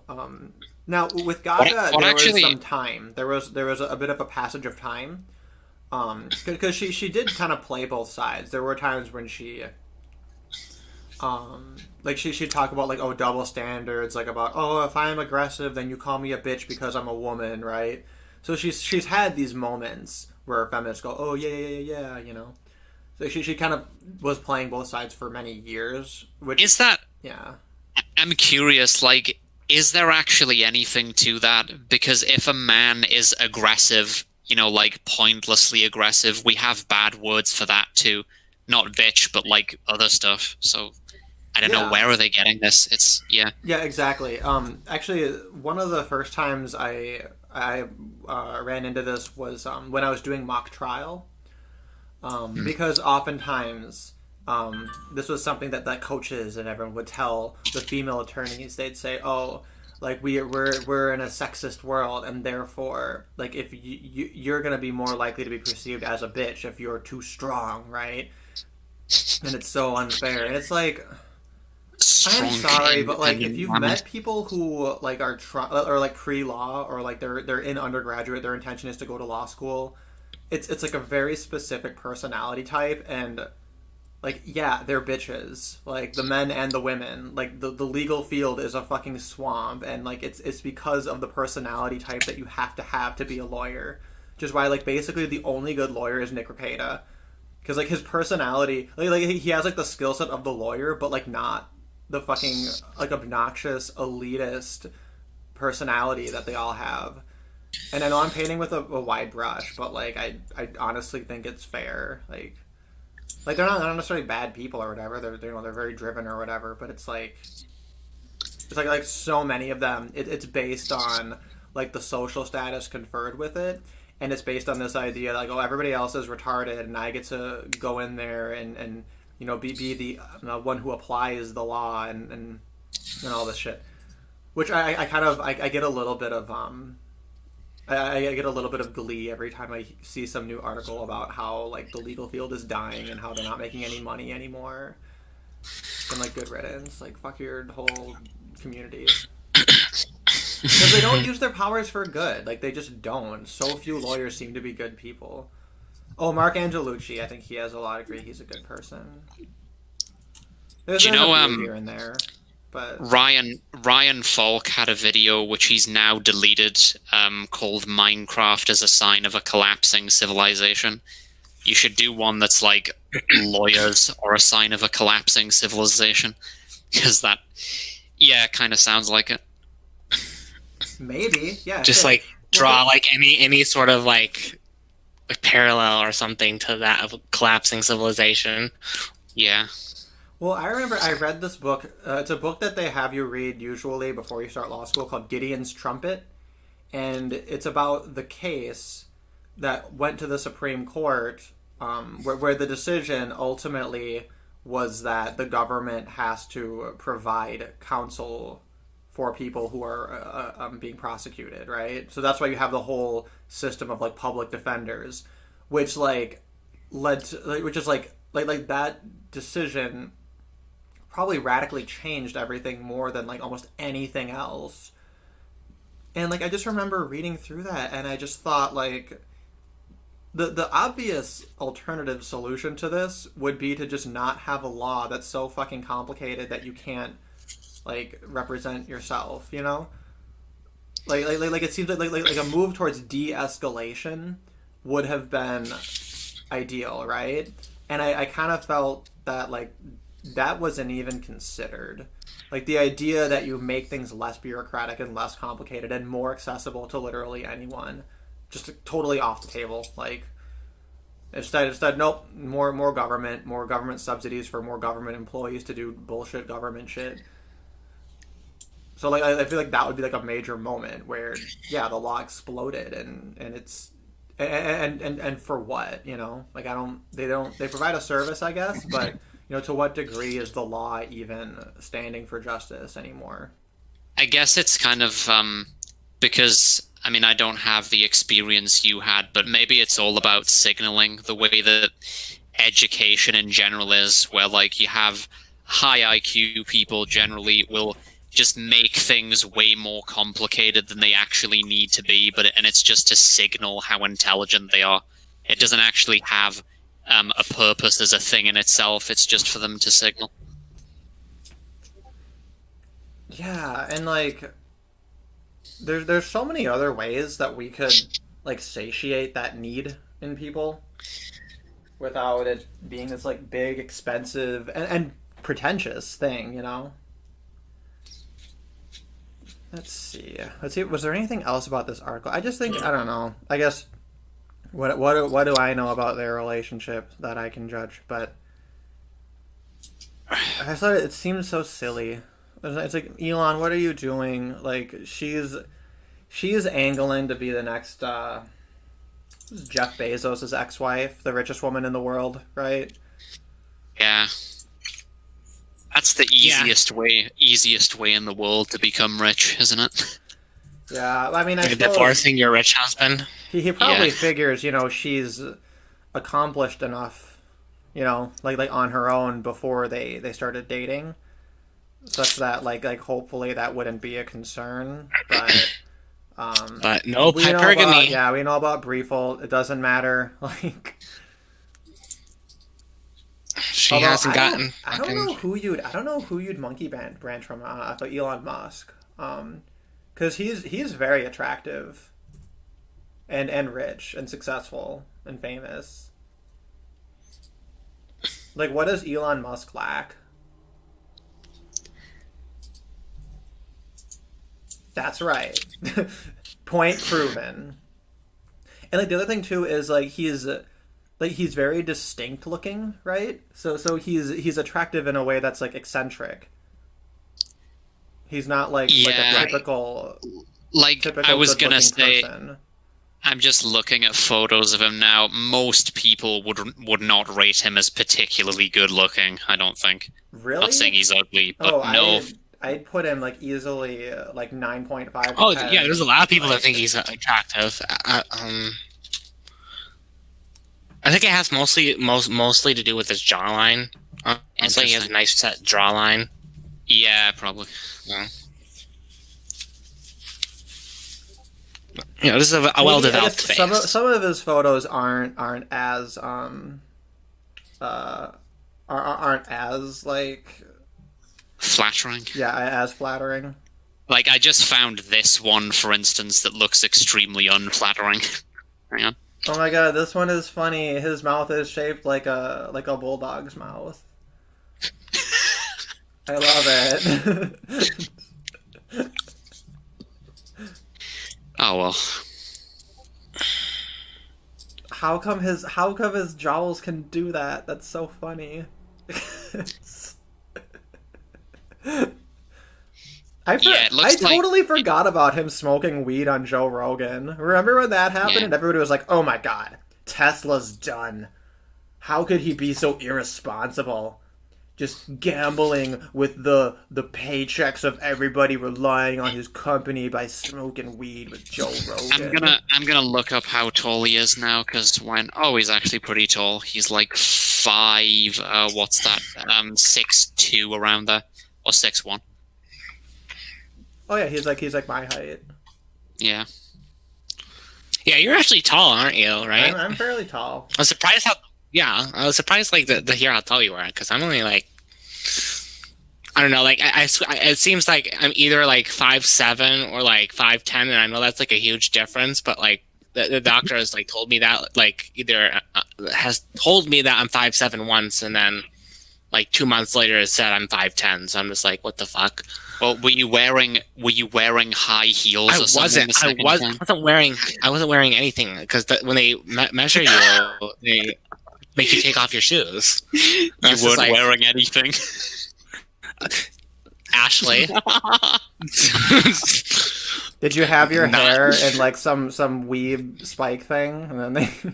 Weeb spike thing. No, I just had it like in a freaking like messy bun, I think, or something. I don't know. Was I the don't bun, remember maybe the bun like was what my on hair top of was. your head, and they just thought it was. They thought you were like a cone head.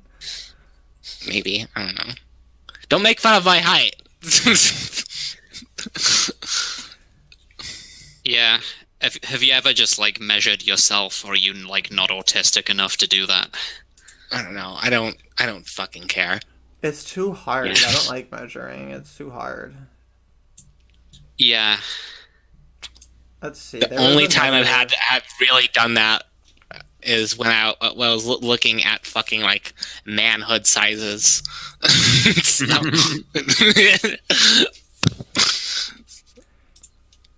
Yep, important to measure. You know, otherwise you're out Indeed. $20, right? Like that's important. 25. Oh, was it more? Oh, I guess there's maybe shipping. Yeah. Let's see. I'm gonna And go to the I was next using thing. a gift card, so they don't accept it. So I don't have one yet. Okay, so And I this feel was fucking something ashamed. people were sharing this around because it's kind of funny on the service level. So it's the Saudi Arabia holds women's conference with not a female in sight, and then there's the picture. Because it's Saudi Arabia. I know, right? Like, why are we talking about this? Apparently, this was back in 2012 or whatever, right? But the people were sharing to kind of laugh about, ha ha ha, look at these kings keeping their pants strong, blah blah blah, right? But like, I don't see a bunch of kings. I see a bunch of simps. You know what I mean? And like, that's kind of the major difference I have with the average person who looks at this, because you have, you know, either the feminist take, which is, oh my god, I can't believe this. This is so misogynistic. How dare they? How dare they? And then you have like the kind of like ironic misogyny crowd who are like, yeah, this is awesome. Like, no girls allowed, blah, blah, blah, which is very, very humorous. But I think that the real takeaway is, you know, women, they don't need to fight for their rights because the men just do it for them. It'd be interesting to actually see like a women's conference of men's issues, right? Which we kind of had, right? With because Honey Badger Radio were the ones who had organized the last ICMI and featured a number of female speakers, right? But of course I could never imagine them making an event, right, where they actually like exclude men explicitly. Because that's not their jam. They don't want to be like that. They just, you know, but it actually would be interesting, right, to see a bunch of women who are like, we're gonna get together and do this. But I remember I had a bit of a woke take on the so the way Arabs behave with respect to their women. I was having not really an argument. I just threw it out there in Latin because I didn't want to trigger people. Like sometimes I do that on Twitter. I write stuff in Latin so that it doesn't garner any attention. I was just thinking about how people spurg out if men don't, in the West, if men don't protect random women in public. And I was thinking that, like, if you're going to say, just hypothetically, for consistency, if you're going to say that it's men's duty to protect random women in public just because they're men, isn't the most efficient solution to that to basically have chaperones in the tradition of the Arabs, where basically like every man is responsible for his women when they're out and about in public, like his sister or his mother or etc. As opposed to just being like, if you're a man and you're just going about your day and you see a random woman being attacked, you have to jump to her defense, because it means that everybody basically knows where they stand, and they know that each man only has to protect his own women or something, just as a thought experiment. And I don't think people would take kindly to the idea, but it's just, I think that is kind of a logical conclusion of the people who say that it's men's duty to protect women. Like, if that is the case, then we're doing it in a really strange way, is basically what I was arguing. Right. And the Arabs probably have the better idea in that respect, if you're going to play by those rules, I guess. Derek? Yeah, no, I'm listening. Yeah. Sorry, I got a little distracted because Peter said we already have the cure. They figured it out in 3 hours. Oh, I thought he said 3 hours ago, but it will take till summer to give it out. So I'm assuming he's referring to coronavirus. But Corona, or yeah. they figured it out in 3 hours. Fun. Well, in 3 hours when? Back in December? You know what I mean? Because that's when they first discovered it, I thought. But I don't know. I guess we'll see. The other, Yeah, and it blew up since during it's like January. mandatory. I guess since it's the QuarantStream, we have to talk about fucking coronavirus. So I'm only bitter about it just because it ruined my job and is making me have to consider moving, which I don't like. But there was the story just a few hours ago about the hotel in China that they were using to quarantine people. I think it was in Guangzhou. It collapsed and 70 people are trapped in it. And they've given no reason for it. Wow. So many people are speculating that it was like a controlled demolition. So I'll just throw that Maybe. out there. I'm skeptical. You know, I don't really know much about controlled demolitions. You know, Tiananmen Square didn't happen. Make sure you know. Yeah, that's what Yeah, I you love don't say saying. anything. Yeah, on the Yeah, anniversary of that's Tiananmen Square, I say happy day when absolutely nothing of historical significance happened. Yeah. Remember that day when nothing happened? That's this day. It's a great day. Have you said that to Chinese people? Just curious. Well, no, to expats. That's our joke amongst each other when we were living in China. Oh, right.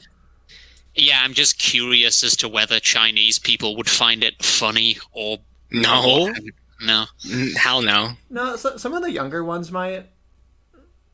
Yeah, that's basically what I meant. Like the ones who don't have Because like can't they like CNN fucking like can't like the Chinese police like come to your fucking house and like detain you like just for like saying something like off color like I that? mean, maybe in theory, the chances of things like that happening, I think, are very, very, very low. I mean, because like when I was in China, like it's quite anarchic actually, because you have so many people, you know, and you're generally not really dealing with the national government. They don't like run around policing the streets. You know, you'll have like your local police or whatever, but they're kind of just doing local police shit. They don't seem to be very good about giving people parking tickets for parking like a retard. I don't know why that's so hard, but I think it was like we saw literally one time when a police officer gave someone a ticket and we were like, oh my god, this is a sign of civilization. Like, these cars will stop ruining my life. But so it's like super anarchic because like there's just not the presence physically of enforcement. So much of everything in China is self-regulated to some degree. But you do have a lot of like corporatist style corruption, right? Because you have a lot of like government contracts and things that are, you know, kind of not always above board and shit. So to call it anarchic is a little bit of a simplification, Speaking of but corona. it's fun. It's a lot more like America than it is like North Korea. And I know that's like an offensive thing to say, but like China, you know, as imperfect as it is, it's really not this like crazy awful boogeyman everyone makes it out to be. Yeah, until you look at the fucking was it? Hold on. I guess until they come for you personally, then you're like, oh shit. Yeah, But the until chances you are end so up on low. Live Leak. That's what I'm saying. Because all like apparently like China has like terrible fucking traffic. So like basically people like this get like run over. So, like that, it's Well, like the so it seems actually like from like looking at Live like it's a common occurrence. no, so what that is actually is that the laws allowing you to sue someone who runs you over, they're a bit draconian and a bit extreme, and that's why very often if somebody Oh damn! I didn't even know that. Wow. yeah, it's kind of more like that. It's very skillful, but kind of chaotic. But sometimes though, I think in China in particular, people are like always like driving very aggressively and selfishly, and they'll like jam up intersections and shit because like nobody will let each other through. Whereas if they would just like treat it more like a four-way stop, eventually they could get everyone through. But instead, it's like literally everybody trying to inch out everyone at the same time, so then everyone's gridlocked. It's like that kind of shit. Which is ironic, right? Because that would I know that it's like not very likely, but that'd be so cool. I'd be all for that. Like China makes Taiwan look like a communist shithole compared to China, and then begs to be no longer considered its own thing after China truly does prove it is number one. Or better yet, China just like lets Hong Kong have its democracy, and then China implements all of its free market policies and gets rid of its government and deconstructs its bureaucracy, and then China turns Africa into the Blasian ethno state super colony.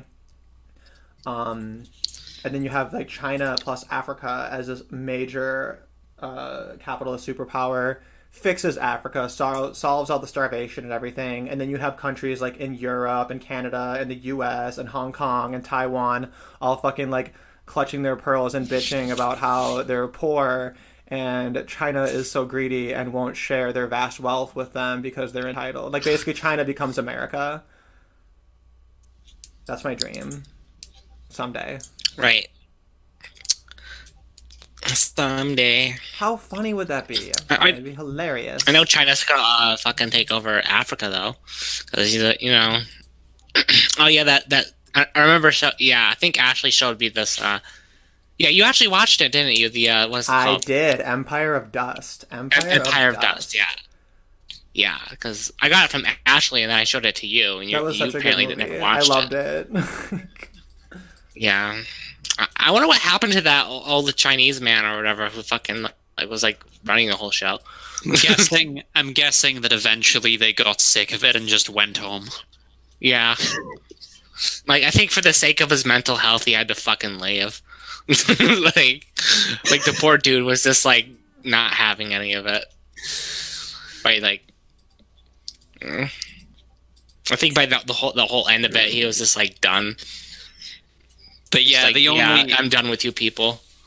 I think the only way that they're going to quote-unquote fix Africa is they're either going to have to completely take it over, like even more brutally and completely than the Europeans did, or they'll have to genetically engineer them. And I don't see either of those things happening. Like, genetically engineer the Africans to stop being lazy? Yes. I could, it's easy to not do that when you can just stop sending them foreign aid, And then when they fucking are starving to death, then they'll actually fucking stop being lazy. Yeah, but yeah, I know that sounds fucking metal, but I'm talking about like making them into a first world country, which is unrealistic as it sounds. Is I guess it's like the moral ideal of a lot of people, especially liberals. Well, I could kind of see China kind of setting up its own bastions, right? That are predominantly like run by Chinese people and populated by Chinese people that become, these very, very like profitable places. And then if you have people who, are desperate, they're looking for opportunities, then they'll accept opportunities on the terms that the Chinese want, which is essentially kind of what they're doing now. So I don't know how brutal you really have to be. You just have to make sure that whatever colonies you're kind of setting up are kept safe enough, right? That people aren't going to like overtake it and loot it and then destroy what you're trying to create.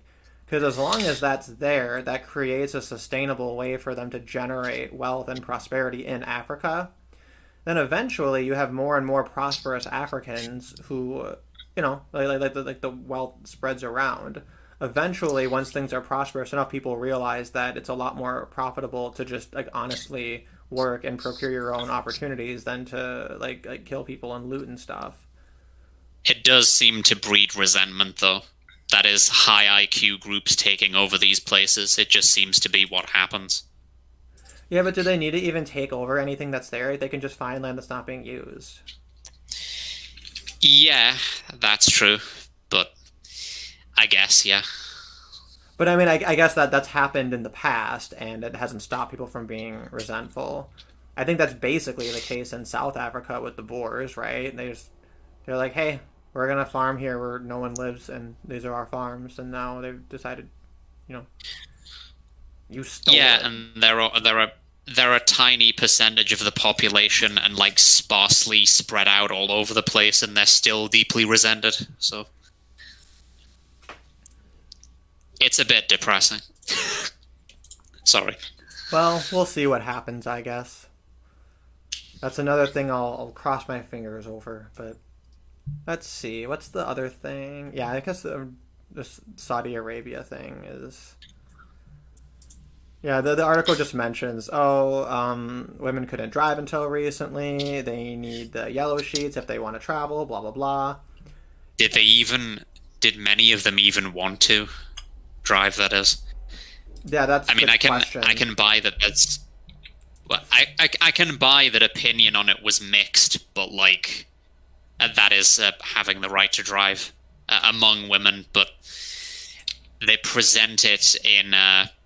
it's never really presented in a balanced way, basically, is what I'm saying. Right, right. Yeah, and obviously the article is not going to, present this in a balanced way because they're taking it for a given, like, ha ha ha, look how absurd this is. They do mention, they're like, well, if you think about it, given the laws they have, it does make sense that you wouldn't see women there because it's not like they can drive there, you know? But I mean, even if you have a bunch of women who say, like, I don't want to drive, I don't want to do this, I like how things are, they'll just say, oh, well, you were conditioned to think that, right? So it's like there's always an excuse, so it doesn't even matter. But then if they're gonna say that, couldn't they say that the ones who want those freedoms of being conditioned by Western feminism or whatever? I mean, that's probably what conservative Muslims in Saudi Arabia would say, I'd imagine. Yeah, it's almost as if all of the people who So white knight for Middle Eastern women, it's almost as if they're actually just a bunch of basically racists, cultural chauvinists, you might say. It's almost as if they're complete hypocrites and and that they're really just finding a way to feel superior to people that are brown. Yep. I may humbly suggest. I was looking up, somebody had shared a funny article about voluntourism, but I'm not seeing it come up. It looks like I didn't save that one, but that's not really news though. Let's see, what was the other one? Oh yeah, I have, woman befriends the serial killer who murdered her mother. So this is this week in emotional intelligence. Oh, this is the emotional yeah. intelligence feature of the day. Yeah, this is the good stuff. Oh, I remember someone commentated, oh, her last name is Weiss, that's a Jewish name. I don't even know if that's true, but just throw that out there. Jennifer Weiss's unlikely friendship with Richard Cottingham, also known as the Torso Killer. Well, does he kill the whole person or just torso? Sorry. Has helped her learn more about her mother and may even bring closure to the families of other victims. Could you forgive someone if they killed your mother? Could you befriend them? One New Jersey woman has done just that, and now even considers her mom's killer to be something of a father figure. As odd as that may sound, her relationship with the man has yielded some practical benefits. She views it as a way to learn about her mother and to help bring a sense of closure and justice of the families of other victims. Jennifer Weiss's mom, that's a name. Dita Gudarzi, was found dead alongside another unidentified woman in a Times Square motel room in 1979. The 22-year-old's death appeared brutal. She had been beheaded and set on fire, and her skull has yet to be found. Jesus Christ. Her killer, Richard Cottingham, was a computer operator, married with 3 children of his own, living a seemingly normal life. But beneath the veneer of normalcy was a heinous double existence as a serial killer. Known as the Torso Killer due to his habit of dismembering his later victims, he also chopped off the hands of his victims in order to mask their identities and skirt criminal charges, according to the Bergen Record. The Cottingham arrested for a string of deaths in the early 80s. His 1984 conviction of Gudarzi's slaying was one of 6 in New York and New Jersey, though he allegedly claimed to have killed up to 100. Damn. Here's the picture of him and her. Yeah. Oh, what a cute photo. And get it? She's posing like she's the murderer? So wait. Ha ha, so cute. Ha ha ha ha. I don't know how she could not be mad at him unless she didn't actually care about her mother, right? Well, that's the thing, though, too. So her mother was 22 when she died. So how old reasonably could she have been herself? Right. Okay, that makes sense. Maybe 5 or 4 years old?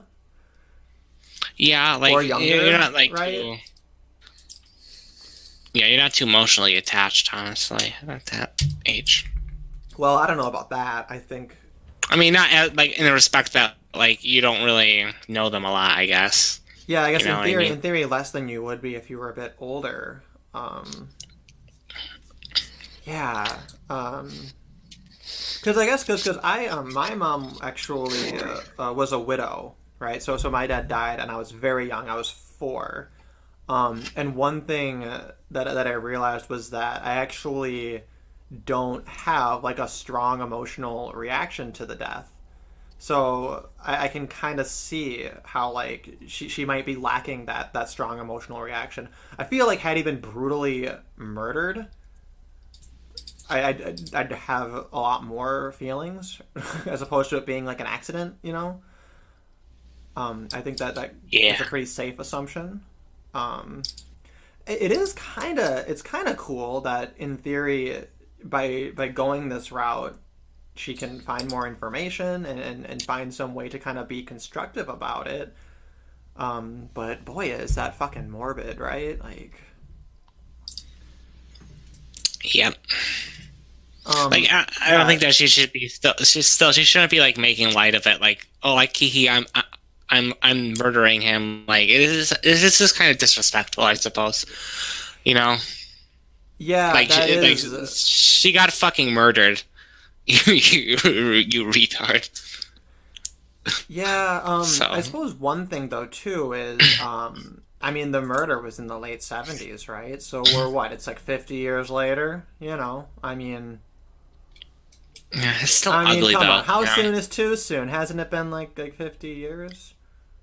Yeah, but it's ugly, you know? Ugly. When was this published? Okay, this is a new article. I wonder how old this photo is because she doesn't look 50 in this photo. She looks like maybe Molyneux might be, you know, tagging her in some tweets, you know, knocking on that Easter basket. But I don't think she's 50, right? Whatever. Earlier this year, he confessed to killing 3 teen girls by strangulation between 1968 and 1969.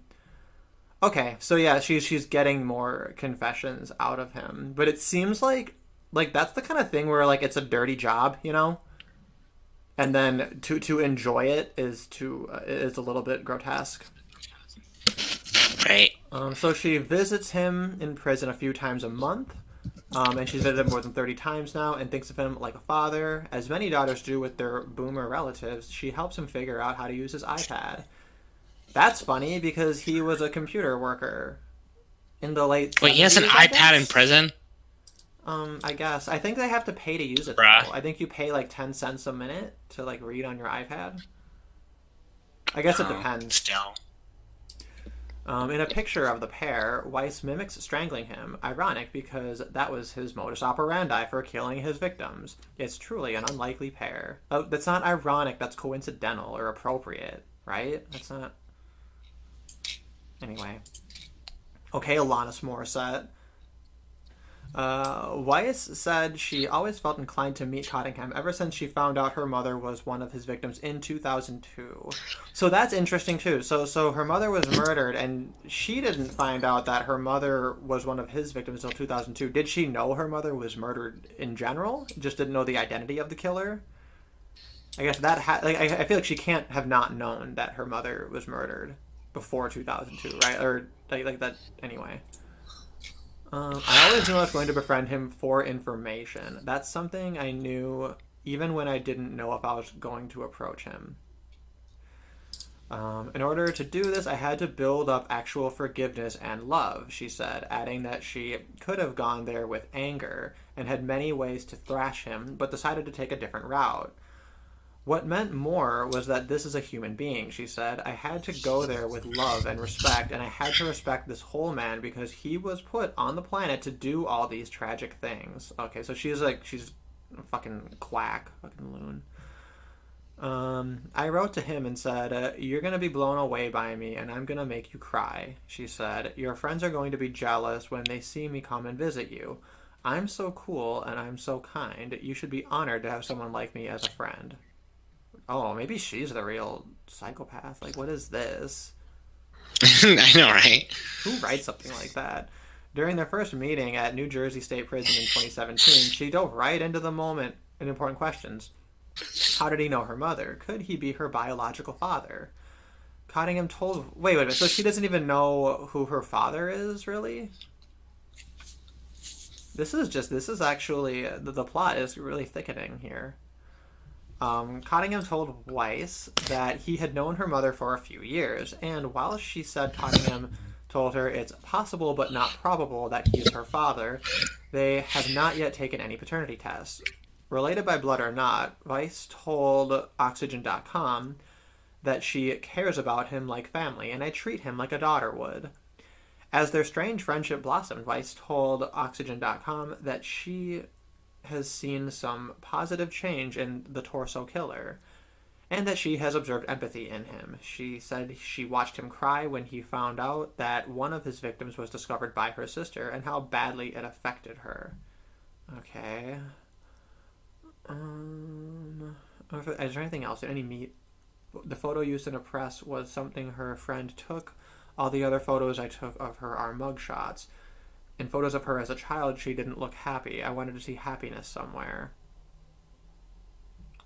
Wait, so that... Is this Jennifer? Wait, is this... Yeah, that is the same. That's not the mother, okay. This is just such a morbid article. Yeah, Weiss hopes that continuing to talk to him will also lead to the discovery of her mother's skull. What was that message, Ashley? That's a... I think that's him trying to say that he's not liking this article. Oh, really? I mean, Yeah. What's interesting about it is that from like Christians often promote unconditional forgiveness. So from that angle, she's walking the walk, right? I don't know if she's a Christian. Yep. Let's see. I'm gonna highlight this whole thing so that it's easier to read. Because for some reason the text of the black text is like not very dark. Oxygen.com is like a really gross layout. I don't like it. Anyway, Jennifer has given him some positive motive to make his confessions, assuring him that while she cannot guarantee how other victims' families will respond, on her part she extends her friendship and support in every confession he makes. At this point, with Cottingham never getting out of prison, the most important thing is resolution and truth in those old unsolved cold cases, not justice or punishment. Cottingham is never getting out, but there are still victim family members who don't know what happened to their loved ones. It may not offer closure. There is never closure for families, but resolution at least. I feel like that's like a nonsense phrase. Like those are just synonyms for the same thing. Like that's anyway. So their friendship, while non-traditional and perhaps morbid, could be beneficial for many in the long run. He doesn't want to do it, but he did promise he'd do it for me, Weiss told Oxygen.com. I kind of like the idea that she's just faking it all just to get the information, right? But I kind of doubt that. I am inclined to think she, like, genuinely is coping with what happened by like, befriending him. And I suppose, I guess, how harsh do you want to blame someone who had their mother, viciously murdered? Yeah. It is kind of an interesting testament, though. Like, I wonder how likely is it that, like, a non-psychopath male would do this? Like, because we all know the whole, like Columbiner phenomenon, right? Where like women or like girls like Tomagos just think that, oh yeah, he was, hot, and that he was just like a tragic figure or something. That sort of stuff. Yeah. Yeah, right. Yeah. I think I remember Charles when Manson, they tried to do that with the Boston Bombers, and that was just fucking disgusting. Because like, why? Because they're not white? Is that what you're getting at? You prefer your serial killer boys to be white boys? Is that it? Yes.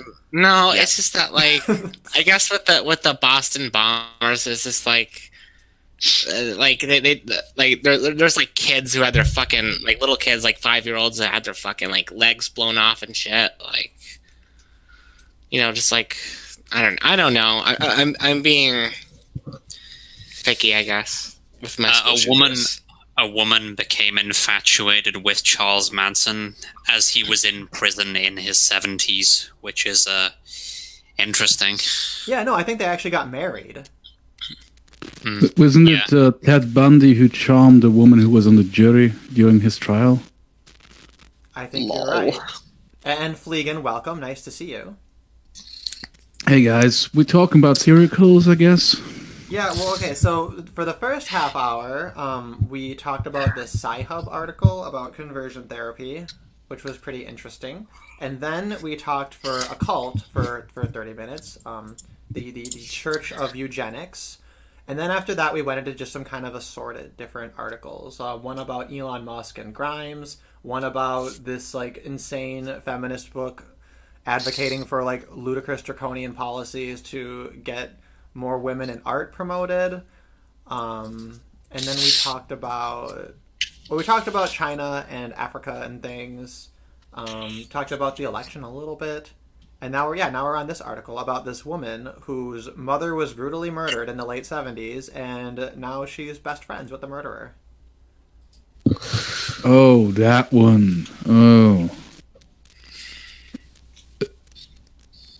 It'll be interesting. We have to remember that women are the better sex. Like, this is the emotional intelligence highlight of the stream, because I try to make that a theme. So now reoccurring themes are going to be cults and mocking the concept of female emotional intelligence. Oh, that's right. I have another article. I have another one, and I think this might be the last one, because how long have we been going? Let me see. Oh, goodness. We're almost at the 3-hour mark. Wow. Damn, you guys have been busy. My goodness. Well, I guess I gotta make up for lost time, because I've been a little bit lazy on the whole, like, let's stream every day kind of thing, but I'm kind of leaning towards every day being a little too often. I kind of like to take a day or two off so I can think about and kind of gradually gather things. I mean, you need to take some time to smell the flowers and stretch your penis, Yeah, I gotta stretch the penis. I'm Final Fantasy 15. I'm enjoying, even though I don't see myself like replaying this game after I finish it. But it's kind of a fun, refreshing, very different experience with Final Fantasy. I know some people were very critical of it in a lot of ways, but I thought overall there's a lot of things extremely well done in it that makes it a very fun and very satisfying game. Too bad, I guess, for Square Enix. I think they lost a lot of money on that game. Actually, their company is like kind of fucked in general. So I really respect them for trying new things a lot, but yeah, they might want to push in a game that kind of just satisfies a fan base, you know, like financial interest is a thing. well, that's what this Final Fantasy VII remake is. I don't know. Have you watched that new demo is out? So people have been like streaming that. I watched a Razor Fist video. I think he played through it twice to compare like the two different battle modes. But he's I should right watch though. that. Final Fantasy VII, this remake, it's not an RPG. It's not an RPG in any sense. It's not even an action RPG. It's a full blown action game. You know. Little bit of strategy, but it's not a heavily strategy oriented thing, which is probably what more people want, you know. I prefer the turn based, more strategic thing, but Yeah, I'm afraid that I won't like it was like one of 4 games that if the PlayStation 4 reaches 4 games that I really want to play, I might buy one. So if this one's not the one, I'll have to wait for whatever. Like, I really want this to be good and actually play it, but I will wait and see. you know, I'm actually quite satisfied with my approach, which is I just don't play new games. I only play games when they've been out for like 4 or 5 years. And there's so many video games out there that if you just stay in like a 5-year like time bubble, like I'm not gonna run out of games to play. You know what I mean? Like there's so much out there. That's actually exactly what I do. I just focus on the era when I was young, like a child, and I had very limited resources, and there were a lot of great games. So I'm kind of trying to, like, Legend of Dragoon is one thing I'm gonna play soon. Oh, that's one that oh my god, Legend of Dragoon is one that I've started to play many times, and then I either never had access to the game consistently, or like I had or like the file got deleted or whatever, and I never actually completed that game. But I think about it often, and I want to. With yeah, because they had a cool kind of battle system with the timed hits and the different buttons and stuff. And Yeah, I'm kind of focused on the old games because there's so much I missed out on as a kid, and those had such great gameplay. At least the ones that people remember. Xenogears is another one that everybody loves that I never played. Yeah, that too. Like, I really need to start streaming more. Like, I've fucking streamed Final Fantasy 4 times, and then I got into a slump, and I want to finish the original Final Fantasy on stream. What do you stream on? I use Twitch. I should really move to DLive or Wim, but I have like 120 followers on Twitch, so it's more likely to get people actually watching. Oh no, did Ashley leave? Did he? I don't know. Oh no! I think he did. I think he silently left. He always does that. He just goes out, just phases out. I don't notice that. But I think it's very late where he is. Well, Yeah. it's 1 hour less late than what I am, so it's the weekend. Oh, there you go. Well, yeah, that's Or maybe he just because doesn't want to play talk about video games. Like, we should stop talking about video games on stream. It's not. I think it's It's fine. not a spicy. I like talking about video games. Maybe I should make it like a dedicated separate thing. But yeah, I think Ashley does. Like, he plays 0 video games. To him, his video game is finding a new Sci-Hub article. Yeah, but I love talking to video games, or to you about video games. Tired. Yeah, it's Amazing. the But yeah, no, maybe we should do that. topic. We should make that a dedicated thing sometime because I do have a lot of thoughts on it, especially since I've replayed just in the past few weeks 7, 8, 9, 10, 10-2, Super Mario RPG, and I have World of Final Fantasy to try out. Oh, and I'm also playing Life is Strange. Oh god, that fucking Tumblr game. It's so thing. funny. I'm loving it. I'm loving it. I actually have no idea what Life is Strange is all about. It's funny. Derek would be able to actually explain what it is. So you play as this. So I'm playing the first one. There's multiple different games. Life is Strange 2 is by far like the absolute funniest one. But basically they're almost like visual novels, right? But it's like you're in a 3D world and you have a character and you kind of just walk around and interact with different objects, and then you have certain opportunities to make certain choices that end up affecting how other events in the game play out, right? So in the first one, you are this girl who's like a freshman in college, and you have this vision of a massive like hurricane or tornado or whatever destroying your entire town, and then you find out you have this power to like reverse time. You can do it in like a really short time period. You can reverse time, so you end up like reversing time to like choose different answers and to like get information, then reverse time to say the right thing, right, to manipulate things. So they have this like kind of fun like little bit of a time mechanic, and then you end up saving your former like best friend, and then you kind of follow her along, and eventually you have to make this like choice of like saving your friend versus saving the entire town. But it's very, very cringy because like the writing, it's like designed to emulate like what a freshman in college would talk like.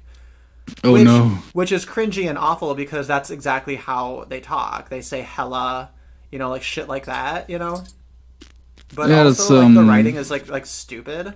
Like they have like one character who has like a sex tape scandal, and like it's like the most stereotypical like feminist propaganda of like she goes to a frat party and then she starts to feel sick because they spiked her drink and then someone stuck a needle in her, and then there's a video of her making out with guys and now her church is offended. And it's like, if you're gonna kidnap and drug someone, like you're not doing it to make out with them, you're gonna rape them. Like that's ridiculous. But they want to have like the drama of that plot without it like being too obscure or too obscene, right?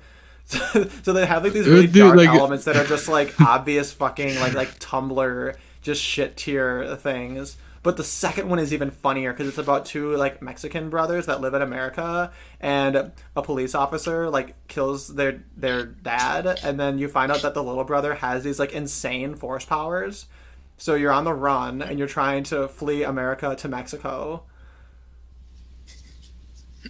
What's this about the time travel? I think there was a movie kind of like that where they could reverse time, but only for a limited time, and then the people who are often the main character construct this ultimate trap where traveling back will not save him or something. I can't remember the name of that movie. Oh, so many movies do that with time plots where like whatever you do ends up being a self-fulfilling prophecy. Or there was like the movie The Butterfly Effect, right, where he can like go back to different parts of his life to try to do things, and he ends up concluding that he just wasn't supposed to exist because no matter what he chooses, it ends up being a disaster. So he just kills himself in the womb.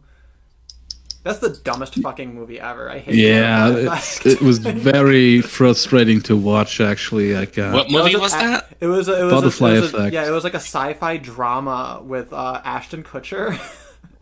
Yes, it's another like I actually respected his acting in that. Like I wasn't used to him actually pulling off some emotions that he did there, but the plot was so fucking ridiculous. Like there was 1,000 things that he could have done instead of what he ultimately did. So time travel is basically like terrible in I think every single medium I've seen it in. There's one thing that I read. There's a book called Time's Arrow. And the whole book, it's written backwards. So it's a first-person narrative, right? And he's living his entire life in reverse and commentating on how pointless it all seems, right? So he's describing events, how like he puts... I think it was like the straight... I think I remember. I think I know what you're talking about. Yeah, Time's Arrow. It's a really good book. It's really, really good. I almost want to spoil it. but I won't. Is it about time travel, or is it just about the story being told backwards? Because that sounds like the movie Irreversible, Irreversible from France, which is like 13 sequences and it starts at the end. It's a very upsetting movie. People threw up in the cinema when it was shown in France. Irresistible. I'll have to look at that. There's a nine. Wait, what's nine this and a movie? I half- want to be. What's the Irreversible. movie name? Oh, I can't even spell that. Irreversible, just spelled in French. Just let me see. I think it's called Irreversible in English. Maybe I'll look into that. Just DM it to me if you can later, because that sounds something I. Yeah, well, but the thing, if it's not too much of a spoiler, like the soundtrack was made by one of the dudes from Daft Punk, and he's using what you would call the brown note, like low frequency movements that make you feel sick in your stomach. So you have to watch it on a good sound system or with good headphones. So, no, you actually need the bass to get that if you want feeling. to feel sick and shit your pants or whatever. Maybe don't shit your pants, it just makes you feel sick and throw up. This movie makes people throw up. I'm just like, yeah, I want to fucking see it. Yeah, bring it And on. there's like a 9.5 minute long rape sequence Oh, hot. Awesome. that people really hated. It tore the movie to shreds Yeah. because of it, and was like, this is a very brave move by this director to shoot such a long rape sequence. Like this, I think that's funny because people are fine with people like getting fucking like their heads chopped off in movies, but God forbid we show fucking rape. So Yeah, why I always can't we point that be? out Why when can't I we be shit, more like- tolerant of rape? I mean, that's why like I'm saying like I will fucking shame you if you think that rape should be off limits, but you're fine with fucking like murder. yeah, you put Which a is little bit of arguably rape in a worse. movie. You put a little bit of rape in a movie, and suddenly everyone's just a massive faggot about it. Yeah, like that. I'm just going to make a whole movie about rape just to trigger everyone. Like did you get that? I think I wrote it to the right account. I've just put it in the Discord. yeah, you The got other it. thing- Thank you. The other one too is Memento did a good job with kind of like a time bending thing. That's a really good movie. Yes, yeah, definitely. The one I didn't like what was the one with the time traveler, transgender. What's the name of that one?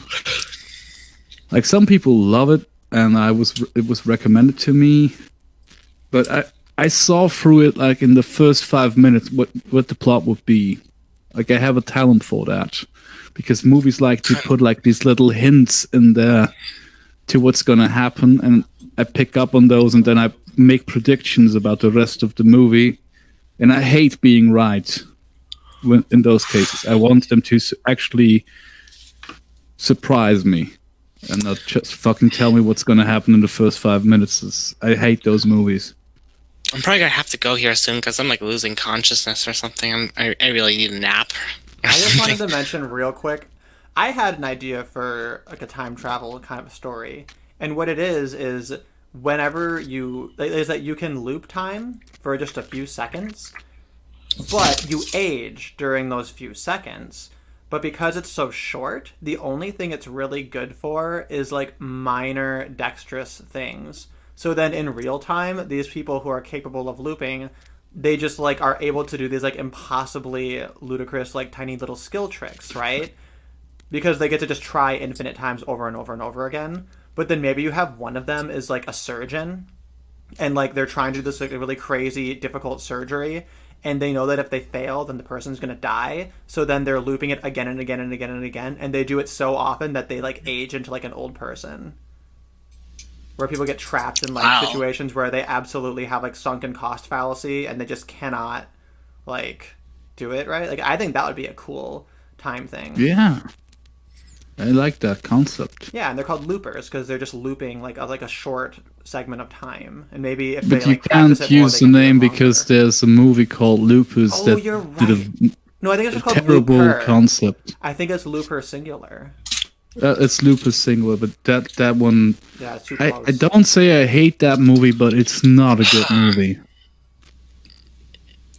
Sounds interesting, but I gotta go now. So Are you sure you don't want to stick around for the last article I have, which is just racism, left. meth, and sex are combining to destroy queer black lives? Come on, you have it in you. 10 Okay. minutes. Go ahead. Come on. I'm going to go get some caffeine. All right, I'll just read a chunk Okay. of this. Okay. How long does it take you to get caffeine? This is actually fairly long, but we'll read a big chunk of it and see how interesting it is.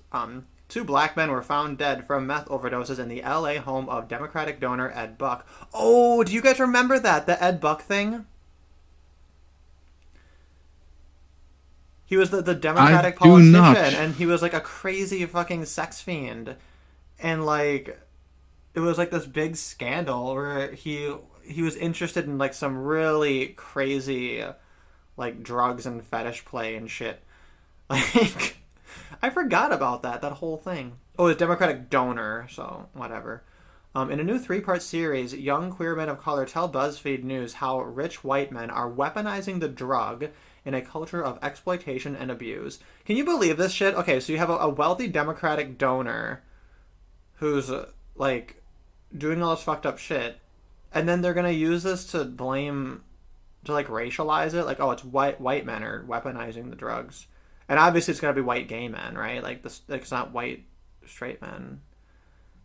I don't know. Let's see.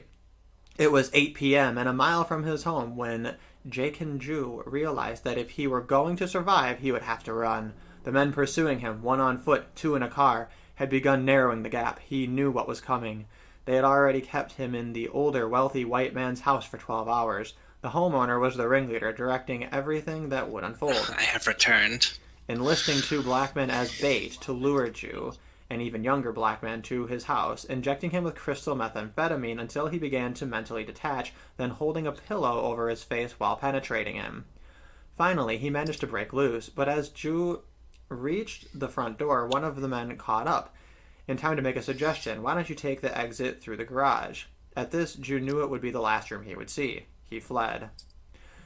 Then he was running, 23 years old, on a darkened street, gasping, panicking, wondering how this had happened. All he had wanted was some fun, a connection, perhaps good sex, anything to forget his troubles. But instead, he was running for his life, and they were catching up. Those men, possessed by meth, smelling blood. There was one option left. He began banging on people's front doors, calling for help. He ran from house to house, hoping his distress would be enough to elicit assistance of some kind, that at least a door would open. He kept knocking and running, hoping. No one answered. Today, Jack and Jew sits... What's his name? Jason? That must be Jason with a C. A stupid way to spell Jason. And ZHU, that should be pronounced Jew, but that's a Chinese last name. So is he Happa? Is he Ablasian? That's him. I don't know. Does he look like Happa? He doesn't look Asian. How does he have he has an Asian last name? Is he adopted? I don't know. Anyway. Sits in his car in San Diego, reliving that night in 2013, relieved that he can. The story of how he survived and who kept him quiet unravels later. For now, he talks to BuzzFeed News about the wider issue, how crystal meth is spreading far beyond the party scene of the white gay community and into the lives of black and Latino queer men, and in particular how white gay men are weaponizing meth against black men. When drugs such as meth are used to heighten and prolong sex between two or more men, it is known as P&P, party and play. In Europe and elsewhere, this is also referred to as chemsex. Both can also involve drugs such as GHB, the illegal anesthetic that reduces inhibitions and intensifies sexual arousal. Even in tiny doses, it can cause unconsciousness and death. But, according to Jew and others with first-hand experience, in these situations it is the acutely stimulating effects of meth that can unleash extreme racism and violence. Wait. When was that a thing where meth was just a gay thing? Like I think I missed that part of history where meth was just gay. I thought meth was mostly like a white thing, like a white, like, like poor white people. actual white trash, as Yeah, some so people white would trash call thing. them. Yeah, it's mostly a white Um, thing, I think. I mean, I am very biased because most things I know about meth is from Breaking Bad and Harley Davidson and the Marlboro Man, which Yeah, I'm just kind of skimming ironically through this it because I has been don't. around for a long time. Yeah. But gay, well, maybe they also took it, but yeah, no. Well, no, Yeah, yeah, but go gays on. and I'm drugs are a just very thing. confused by this logic that it was a white gay thing or something. Yeah, Like, well, what? I mean, gay thing. Sorry, drugs are kind of a gay thing. Like gays just do a lot of drugs. It's just a thing. Yeah, I'm just. I don't know I why just want to though, get but I think past it's the anecdote to see if there's like any actual like substance. Yeah, please go on. Let's see. 2 black men were found. Yeah, so then I talk about Ed Buck. So far they've given us what, like 3 examples.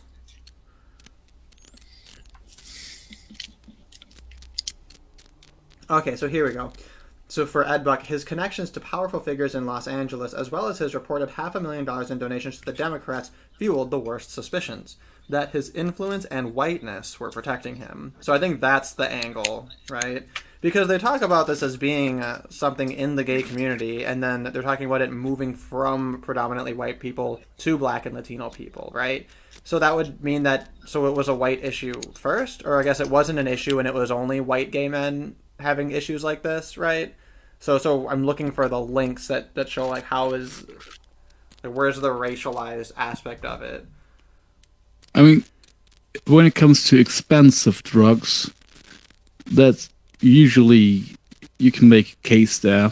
Like the poorer communities were introduced to those drugs later, or when they were more diluted with other substances. But I think meth was always kind of cheap compared to like cocaine or something. I might be wrong. Well, meth can be cheap because you can make it. Am I allowed to leave now? That you've read the article. Yeah, you're allowed to leave. Okay, I just thank thought you. this It was a so nice I just thought this was so outrageous that. stream. It was pretty crazy. All right. All right, well, Thanks thanks for for the stream. dropping by, and I'll let you know when I start the next one. I'm guessing probably 48 hours from now will be the next one. I think Cool. every 2 days, every other day is a good rate. All right. See ya. See ya. Be well, man. So apparently, with this Ed Buck thing, it was a lot of black LGBTQ advocates who were chanting for Ed Buck to be arrested, and that the mother of one of the victims published her son's journal, which include a bunch of entries about him being forced to inject meth. But then the one they actually quote said, "If it didn't hurt so bad, I'd kill myself, but I'll let Ed Buck do it for now." So that doesn't sound like force, at least not in that one. I don't know, whatever. We kind of changed the standards for forced with the Me Too movement. Like those women who say they were violated by Weinstein for letting him lick their pussies. Like doesn't sound that forceful if you agree to have someone perform oral sex on you, but apparently that is rape if you say it is.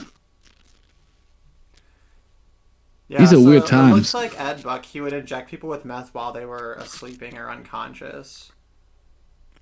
Oh, that's bad. No justification for that, but why? How? Another said Buck approached him wielding a power saw. Ugh. What's a power saw? Like, I'm guessing like a power tool, but like a saw that you used to like, cut down a tree. I like a turkey cutter, but bigger, I suppose. Because Yeah, otherwise it would something like just say that. chainsaw or something. Ugh, those things freak me out. I don't like that shit.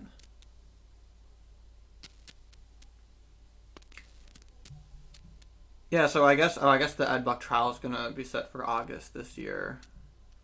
I don't know. Well, it sounds like what like so you have this guy who is like a creepy weirdo, obviously kind of sadistic, right?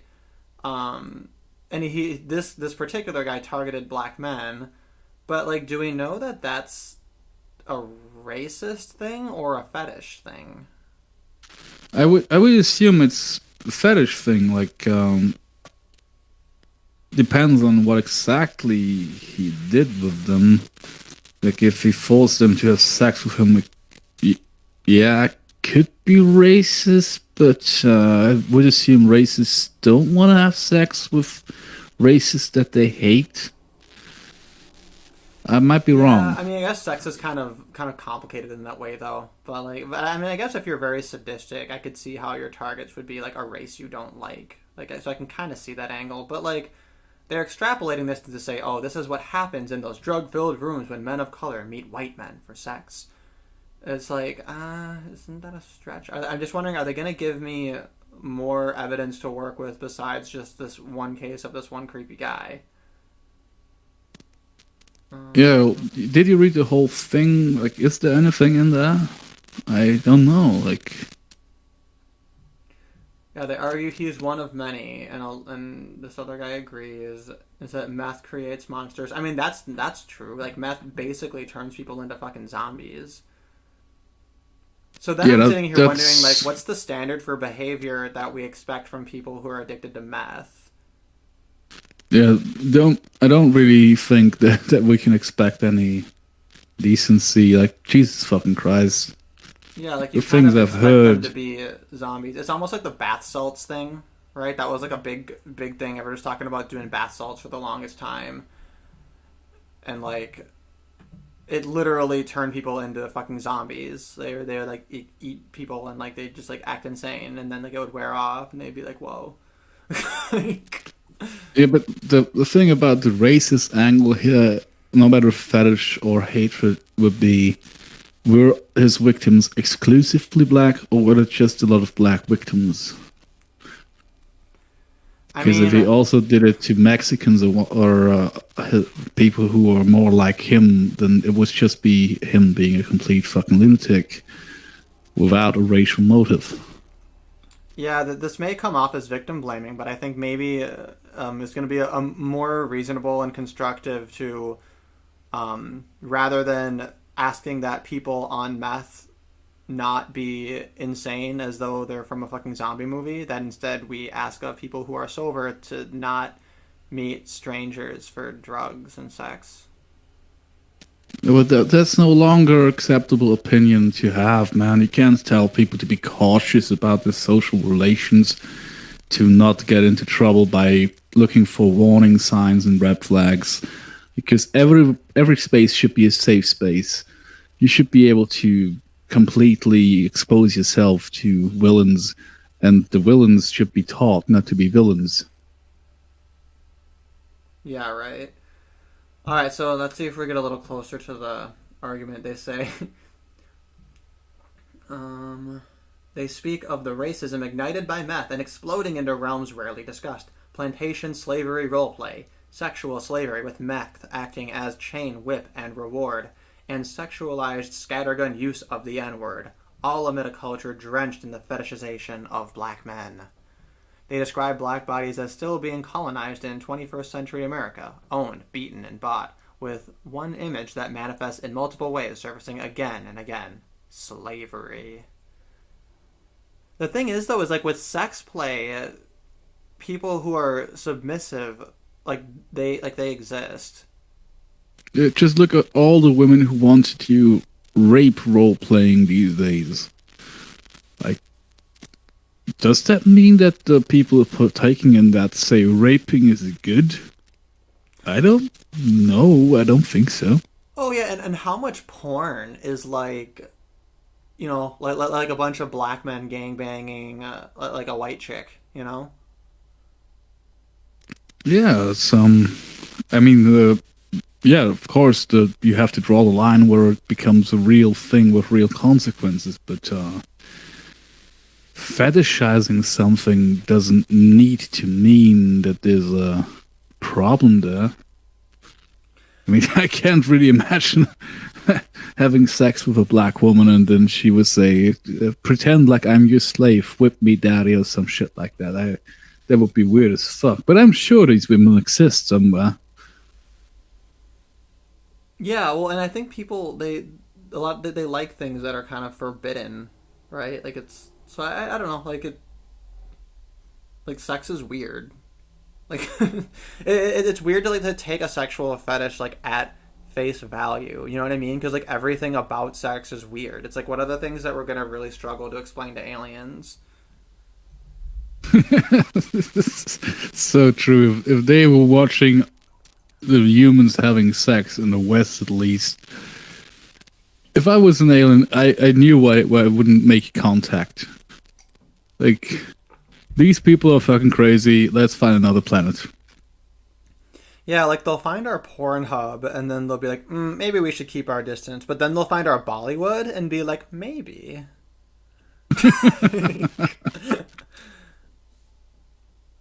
Let's see. And I don't know. This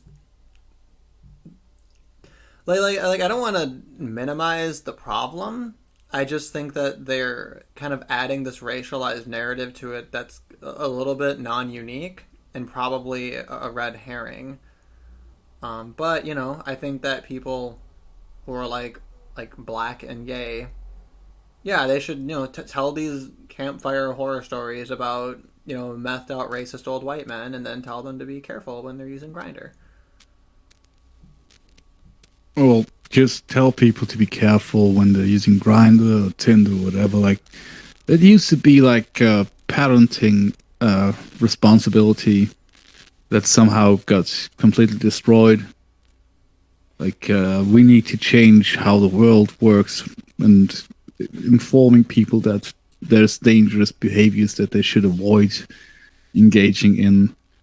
It's no. You have to. Everybody should be allowed to put themselves in complete danger, and we have to change the system to prevent that danger from actually existing. Like, that's ludicrous, but it's very commonplace. So they give us some CDC stats in here, just finally like something that's non-anecdotal, right? So these are CDC numbers taken from 2008 to 2017. They said the number of fatalities from meth in Los Angeles rose by 707%, which is roughly equivalent to one every day. And this is 40% of all drug deaths total in that area. They said the number of fatalities from the drug doubled between 2015 and 2018, and that meth use among black sex workers has rocketed to 57.9%. Oh wait, no, that's black and Latino. I'm sorry, Then they say again, not just meth use. They say specifically the exchanged sex for meth. But of course, right here, that's an orphan stat, because in order for that to mean anything, we have to know what it is among male sex workers in general. Yeah, and it kind of disconnects from the actual argument being made, because these are meth addicts who, like the crack addicts who would say, I will suck your dick for whatever. Like, in these cases, as it's worded, it's not forced upon them. It's they're addicts and they want their stuff. I also love that too, that they have to use the term sex worker when it's like the whole idea behind that being a term is that you have this very above board, safe, kind of clean practice of people being professional about their sex work, and then it's like these stats are probably just including like crackheads under a bridge. So, but it's like, oh, you're a sex worker. Like, I didn't realize that. That's so true. Like, literal definition of sex worker would imply that you exchange a service for money, and not that's a trade. You trade a service for a good. Well, it's a bad, but it's, you know what I mean. right. Yeah, so it's oh, and I guess Tina. That's what they call meth. Meth is named Tina. Why is it named Tina? Probably because of my sister. Oh, really? Her name's Tina, and she's addicted to meth, No, no, or it's just just looks like a it. very horrible person, and it doesn't work because you don't know my sister. But if you knew, you would understand why I made that little joke there. Yeah, it's or Yeah, T for I will short. rub it in her face, given the opportunity. Like I'm that kind of asshole. I just wonder why they called it Tina. It seems arbitrary. Yeah, but how is Molly not arbitrary for like heroin or whatever it's used for these days? Oh, that's a good point. Although no, I think Molly is for MDMA. Or at least Oh, has the letter still, M. yeah, but if the chemical, like, maybe I don't know the chemical term for methamphetamine. No, no, actually, methamphetamine doesn't contain tina. It contains not even all the letters for. But usually it's just fucking street lingo. Like someone said it and someone thought it was cool, and then it became a thing. You know, This is tina. something I learned. So if you have like a meth crystal and you stick it up your butt, that's called a booty bump. Why? Oh yeah, because it Booty says bump. it's there, known as booty bumps. Booty bumps. Jesus fucking Christ! You couldn't make this shit up if it didn't exist, man. Uh, I had a guy who wanted to slave play, says Kenneth, a 57-year-old choreographer in West Hollywood. He wanted to be white man master, and I was going to be black man slave, like on the fields. This was just a prelude. He was testing me to see how far I would go. It's like, it's, I don't know what the takeaway is. It's like, yeah, meth is bad and it's addictive, and if you take meth and have sex on it, you're going to want to keep doing that, and you're going to be chasing the original high, which you will never get. And then, yeah, you're going to end up addicted. And then in a situation full of people who are addicted to meth, which means they're essentially zombies, like violent, insane, retard zombies. So, yeah, that's a great way to get kidnapped, raped, and murdered. Like, yeah, seriously though, like makes you think that the meth heads who just buy it and take them on their own or with people that they trust are the smart ones, which they aren't. But Jesus fucking Christ, like, don't take drugs with strangers.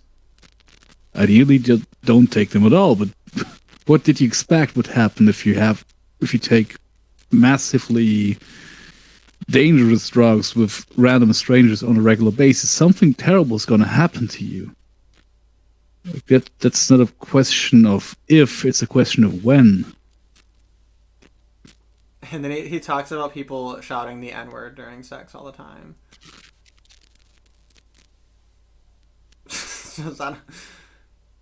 What is this photo? Um, I'm just gonna skim through this, see if we have any other like statistics or any other like anything that's not just like, oh yeah, I'm a particular black gay sex worker, and one time I met this white racist. And I was just trying to get my meth, and they called me the N word. Like I'm trying to find like more actual stats. There's so much. Like, I know it's basically all anecdotal, but like none of this is verifiable at all. Okay, I'm sorry if this actually is truth, but I have no reason to believe that it is. Yeah, I mean, I wonder though how much of an incentive is there to lie about it. Oh, he was on meth for a prolonged period of time, so even if he's not consciously lying, we cannot trust his recollections. That's a good point. And I guess I could see that too, where it's like you're like a meth addict and your life is all fucked up. So you can go to BuzzFeed and you can blame racism for it. I guess I could see that angle. I wouldn't want to die on that hill, but it's certainly not that unlikely possibility. Yeah, it's like, well, kids, drugs are bad and sex is weird. And Don't do no booty bumps. Once you're doing those Yes. booty bumps, they're gonna call you the N word. They're gonna get you into some race play, and they're gonna get you murdered. So, PSA. Yeah. Let's see. The more you know. Fucking long article. Okay, I got to the end of it. Yeah, and it's just they just interviewed a few different people and talked about it, which is I don't know. Guess I'll keep an eye on this. I'll look out for information regarding meth and gay sex and to see is this really a trend or is this just kind of like they're constructing a narrative after the fact. And if we were to, make similar comparisons to like white male sex workers and their drug use,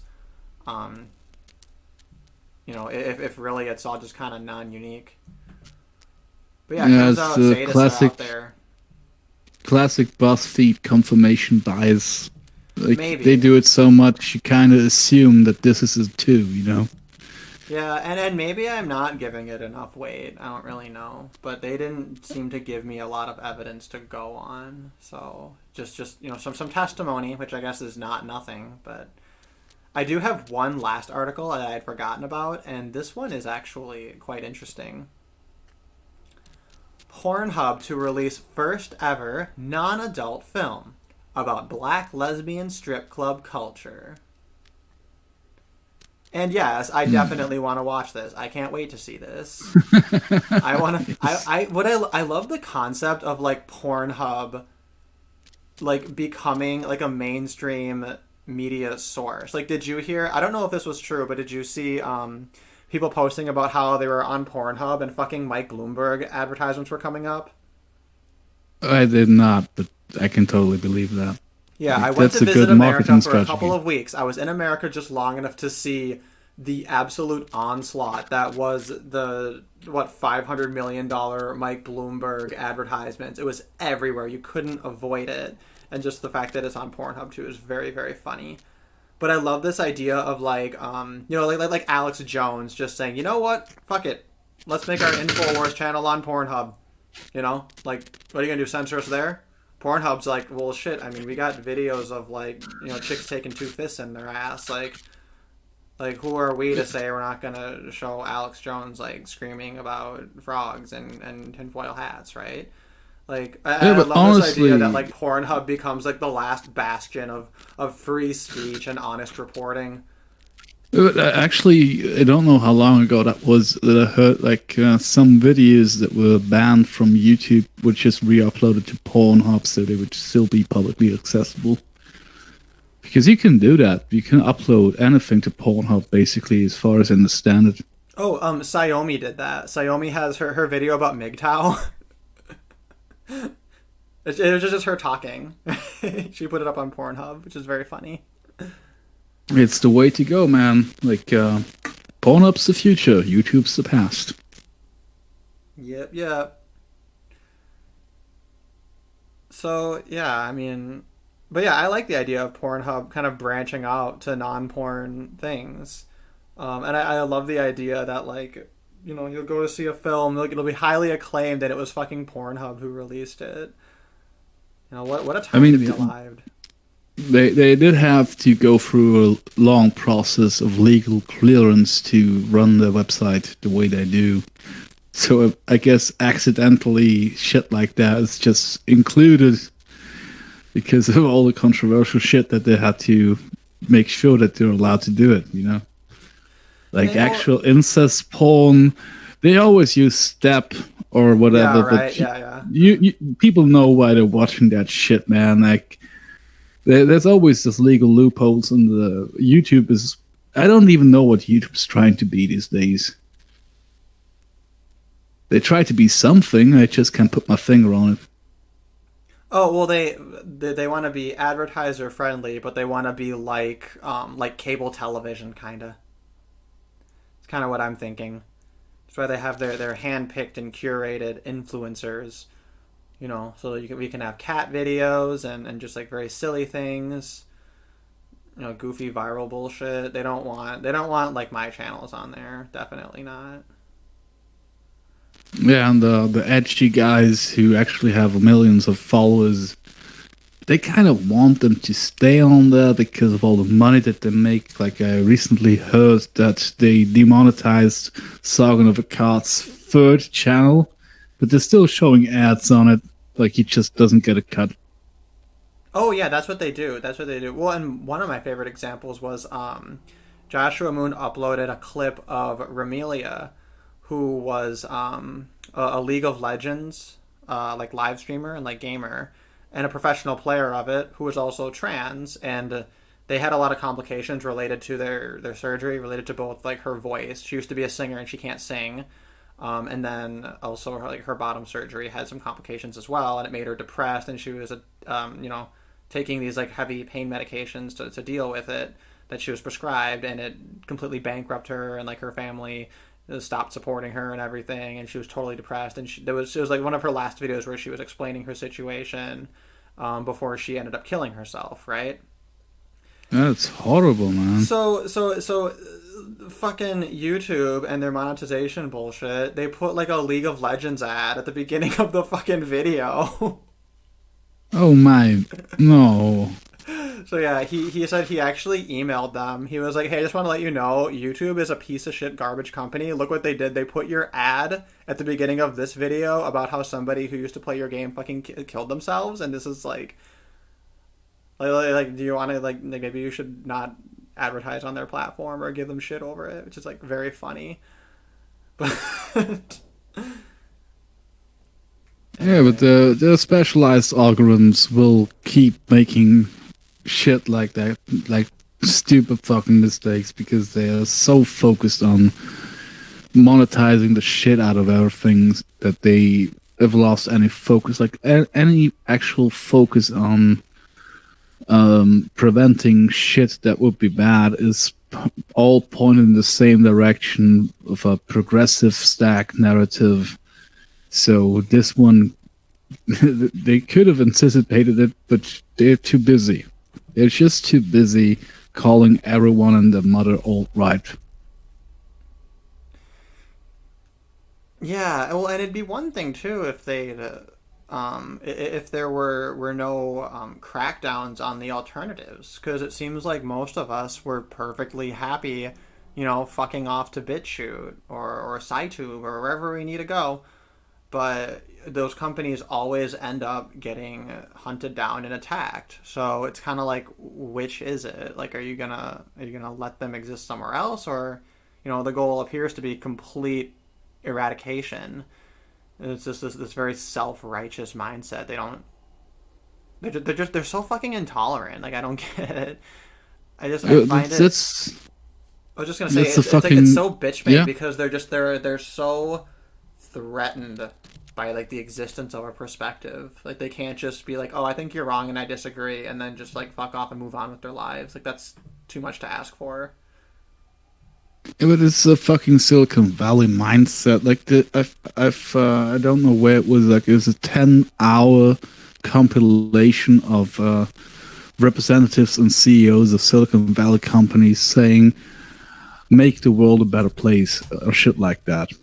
Like this is their company goal. It's basically nothing short of saving humanity qualifies as a goal for a Silicon Valley company. Like, they will throw in words like diversity and shit like that, but it's all like this hollow culture of, we don't want to say we want to manipulate everyone to believe what we think they should believe, but that's actually what we mean. Mm-hmm. Think for yourself the right way. Man, fucking Natty just called me retarded on Facebook for saying that Hillary Clinton's gonna get the nomination. Rude. You are rude, Natty. I'm gonna rub her nose in that in a few months here. Do you think she will? Like, yes. Is this technically still possible? Because I know a guy who has bet some money on that, and he's afraid he will lose. Yeah. So what can happen is, first of all, when the delegates are voting at the convention, they're not necessarily bound. They can still vote for whoever they want. Meaning, Hillary Clinton could announce like very, very close to the like when she could practically walk into that convention and then get enough delegates that day. Or alternatively, she could enter as late as maybe like April, and then still actually win enough primaries to have like a suitable number of delegates going into it too. So there is a chance that you wouldn't even need a brokered convention to have Hillary Clinton get the nomination. I mean, wasn't that this like she was running at the time, but wasn't that kind of the case with her and Bernie last time that delegates that he had won still voted for her or something like that? It was something like that because they weren't bound. I think it also had to do with their super delegate system. But then they changed the rules after they got criticized about it. But like that's another funny thing about the Democrats. So Democratic, right? That's like, everybody votes and it's very popular, right? The whole super delegate thing is literally designed to subvert the process if it's too democratic or democratic in the wrong way. Because a super delegate, it's essentially like an aristocracy or like an oligarchy, right? Like it's, oh, well, these people have been in the party for so many years, and we don't want a bunch of riffraff newcomers to change the party too much. So, in order to protect the interest and the history and the movement of the party, we do have to have super delegates that make sure things stay under control, right? Which is like, this is literally the opposite of democracy. The notion of a delegate is more kind of Republican, right? Because you have an appointed representative, right? But then to add the superdelegate layer on top of that is like even further away from being democratic. So it is very funny how kind of in plain sight it's extremely undemocratic. Yeah, it reminds me of the thing that the European Union does. Like they probably looked at that system and thought, "Hey, that's cool. We can uphold the facade of a certain level of democracy, but then we add some layers on top of that where it's basically just the people in charge, putting the people in charge that they think they should be in charge." Yeah, exactly. Kind of having their cake and eating it too. Okay, so this article is actually fairly short, so I'm just going to run through it really quick. It says, ubiquitous American pornography website Pornhub is releasing its first ever non-adult film on Wednesday, the company exclusively announced to Variety. The move places the digital giant, which estimated 42 billion visits to the site last year, in the company of other streamers seeking to expand audiences and diversify its content portfolios. The movie in question is the documentary Shakedown from filmmaker and conceptual artist Layla Wainrub. It hails from the upper echelons of the art world, where the project enjoyed a prestige rollout in exhibits at the Whitney Museum and MoMA. That must be what, MoMA? Museum of, I don't know. Shakedown is a stream of consciousness, non-fiction narrative about the queer women and men who populated the lesbian strip club scene in Los Angeles in the early aughts. What are the aughts? AUGHTS? I don't know what that means. I have never heard that term. I've never heard that. We're going to learn a new word today. There's aughts. There's one way of referring to the first decade of a century. Oh, interesting. So the 2000s. Oh, because it means the digit 0. Anything, whatever, any part, used in interrogative, negative, and conditional sentences. Interesting. Oh, I want to hear the pronunciation. Ought. Ought. Okay, so it is ought. Huh. Oh, there we go. It is culled from nearly 15 years of footage shot by Wainwright over her adult life and offers a humorous, sensual, and informative look at a vibrant subculture. Reffed by distributor Grasshopper, the movie will stream on Pornhub for free for the entire month of March before hitting broadcast on the Criterion Channel, and finally, the iTunes Store by summer. Ooh, so we can go watch it now. It's already out. There's a cool opportunity neat. right now to present films in the art space. There's more openness to diversity and content and a different sort of storytelling, Wainwright said, adding she's specifically hoping to engage Pornhub's female users. While the company would not comment specifically on the gender composition, their 2019 user data is staggering and includes figures like 115 million visits per day, 39 billion unique searches for the year, and 1.36 million hours of new content uploaded. That translates, Pornhub noted, to 169 years worth of content to watch. Wait, is that per year? Did they say? I would assume from the Yeah. phrasing that it's about what the number you just said. So literally, you would have to watch every single video on Pornhub at nearly like 200 times speed if you wanted to watch it all, right?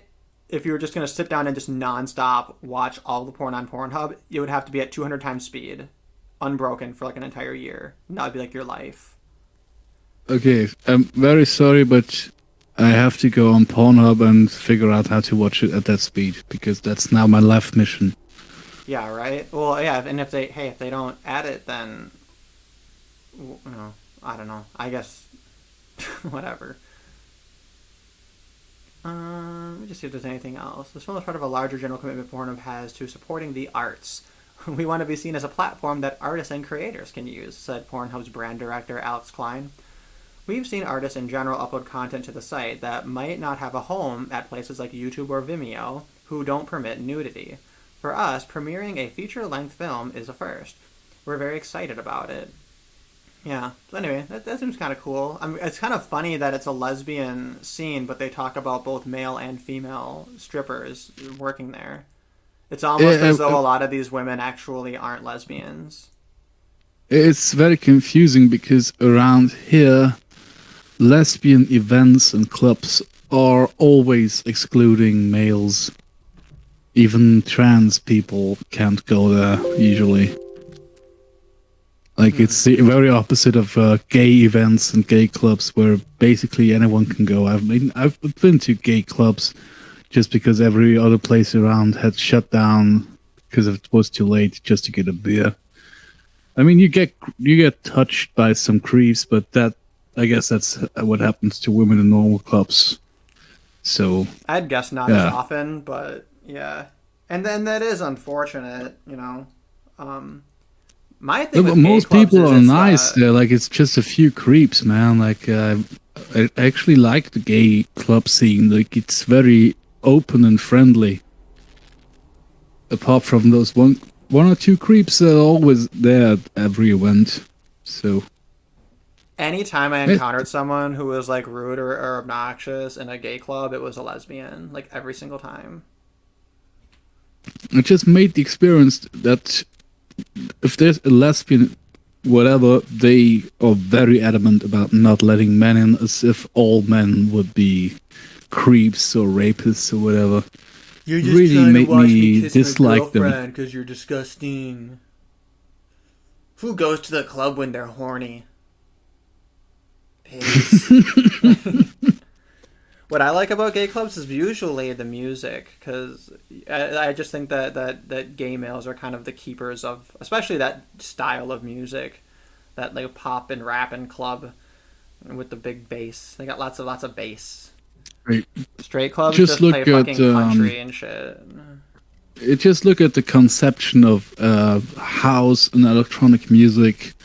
Like this Austrian guy, Giorgio Moroder.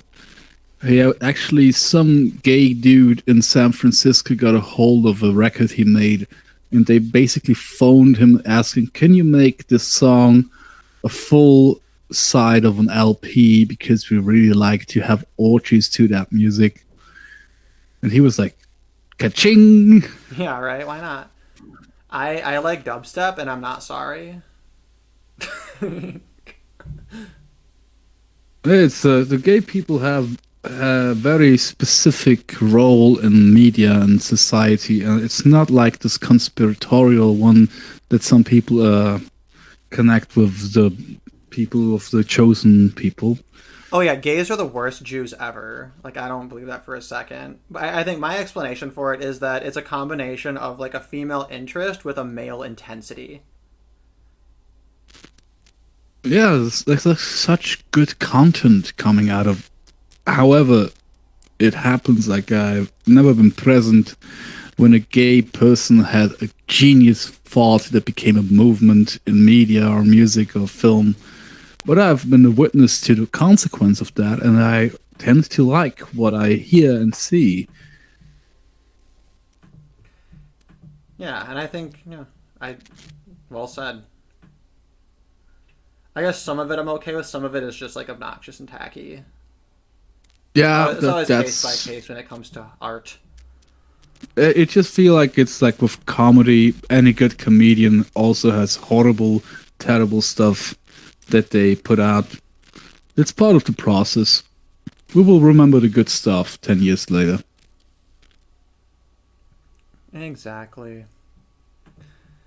Well, I'm probably gonna end this now because it's almost on the 4 hour mark, and I'm gonna start the day. I'm gonna seize the day. Yeah. Are you still trapped in your apartment though? Well, I'm not really trapped inside. It's a self quarantine. Like I'm not barred from going outside. I'm just not allowed to go to work. I'm physically allowed to go to my work if I need to like pick something up, which I might do today.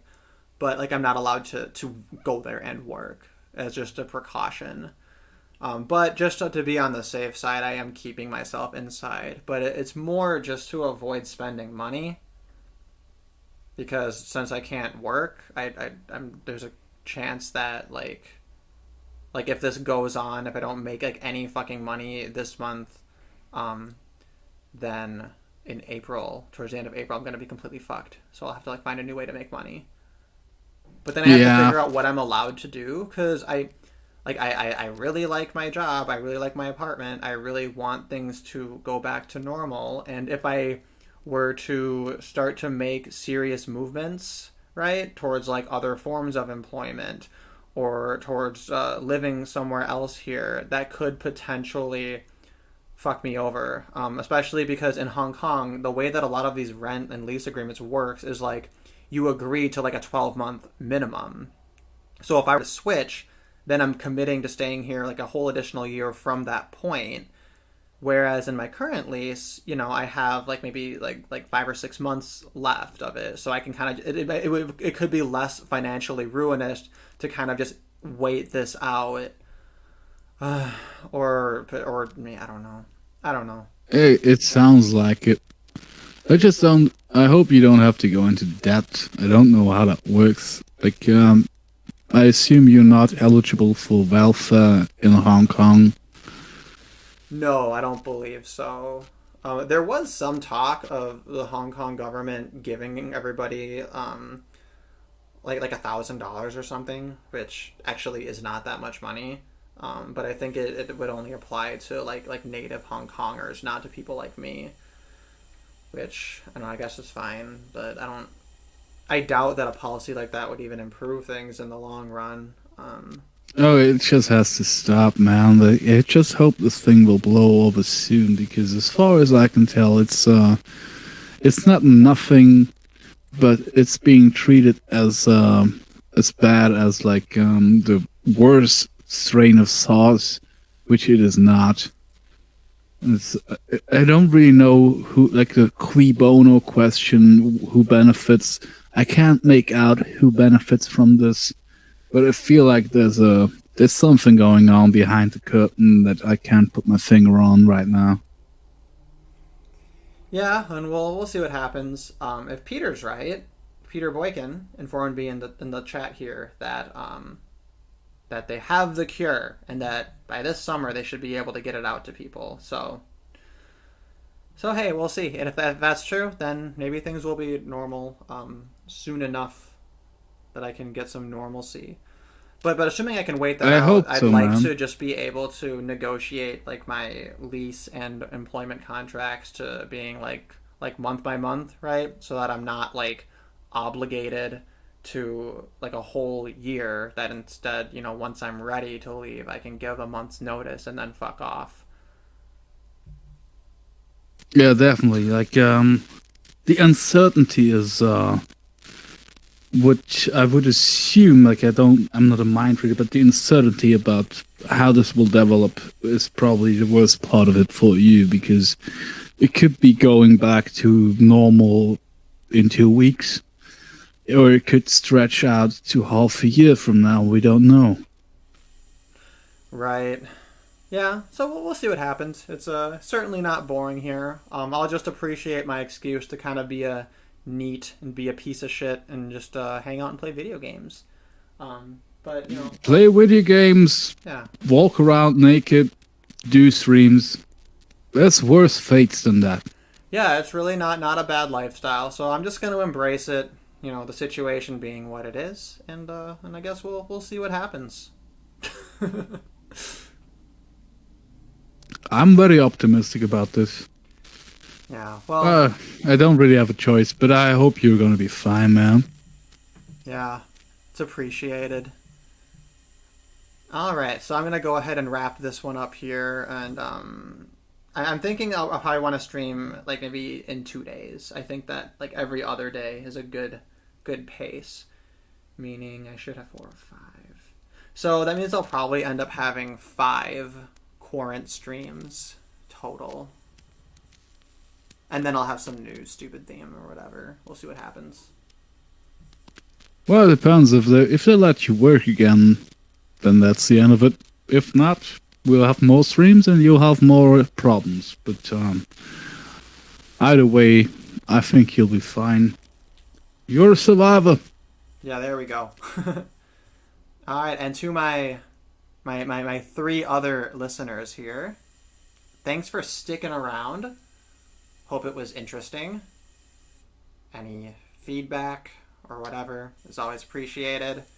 And I always mention, if people want to hop into the Discord, there's a section in the Discord where you can just drop links and drop articles, and then those are things that I look through to have topics to talk about on the streams. So, all right, everybody, keep it easy and have a nice day.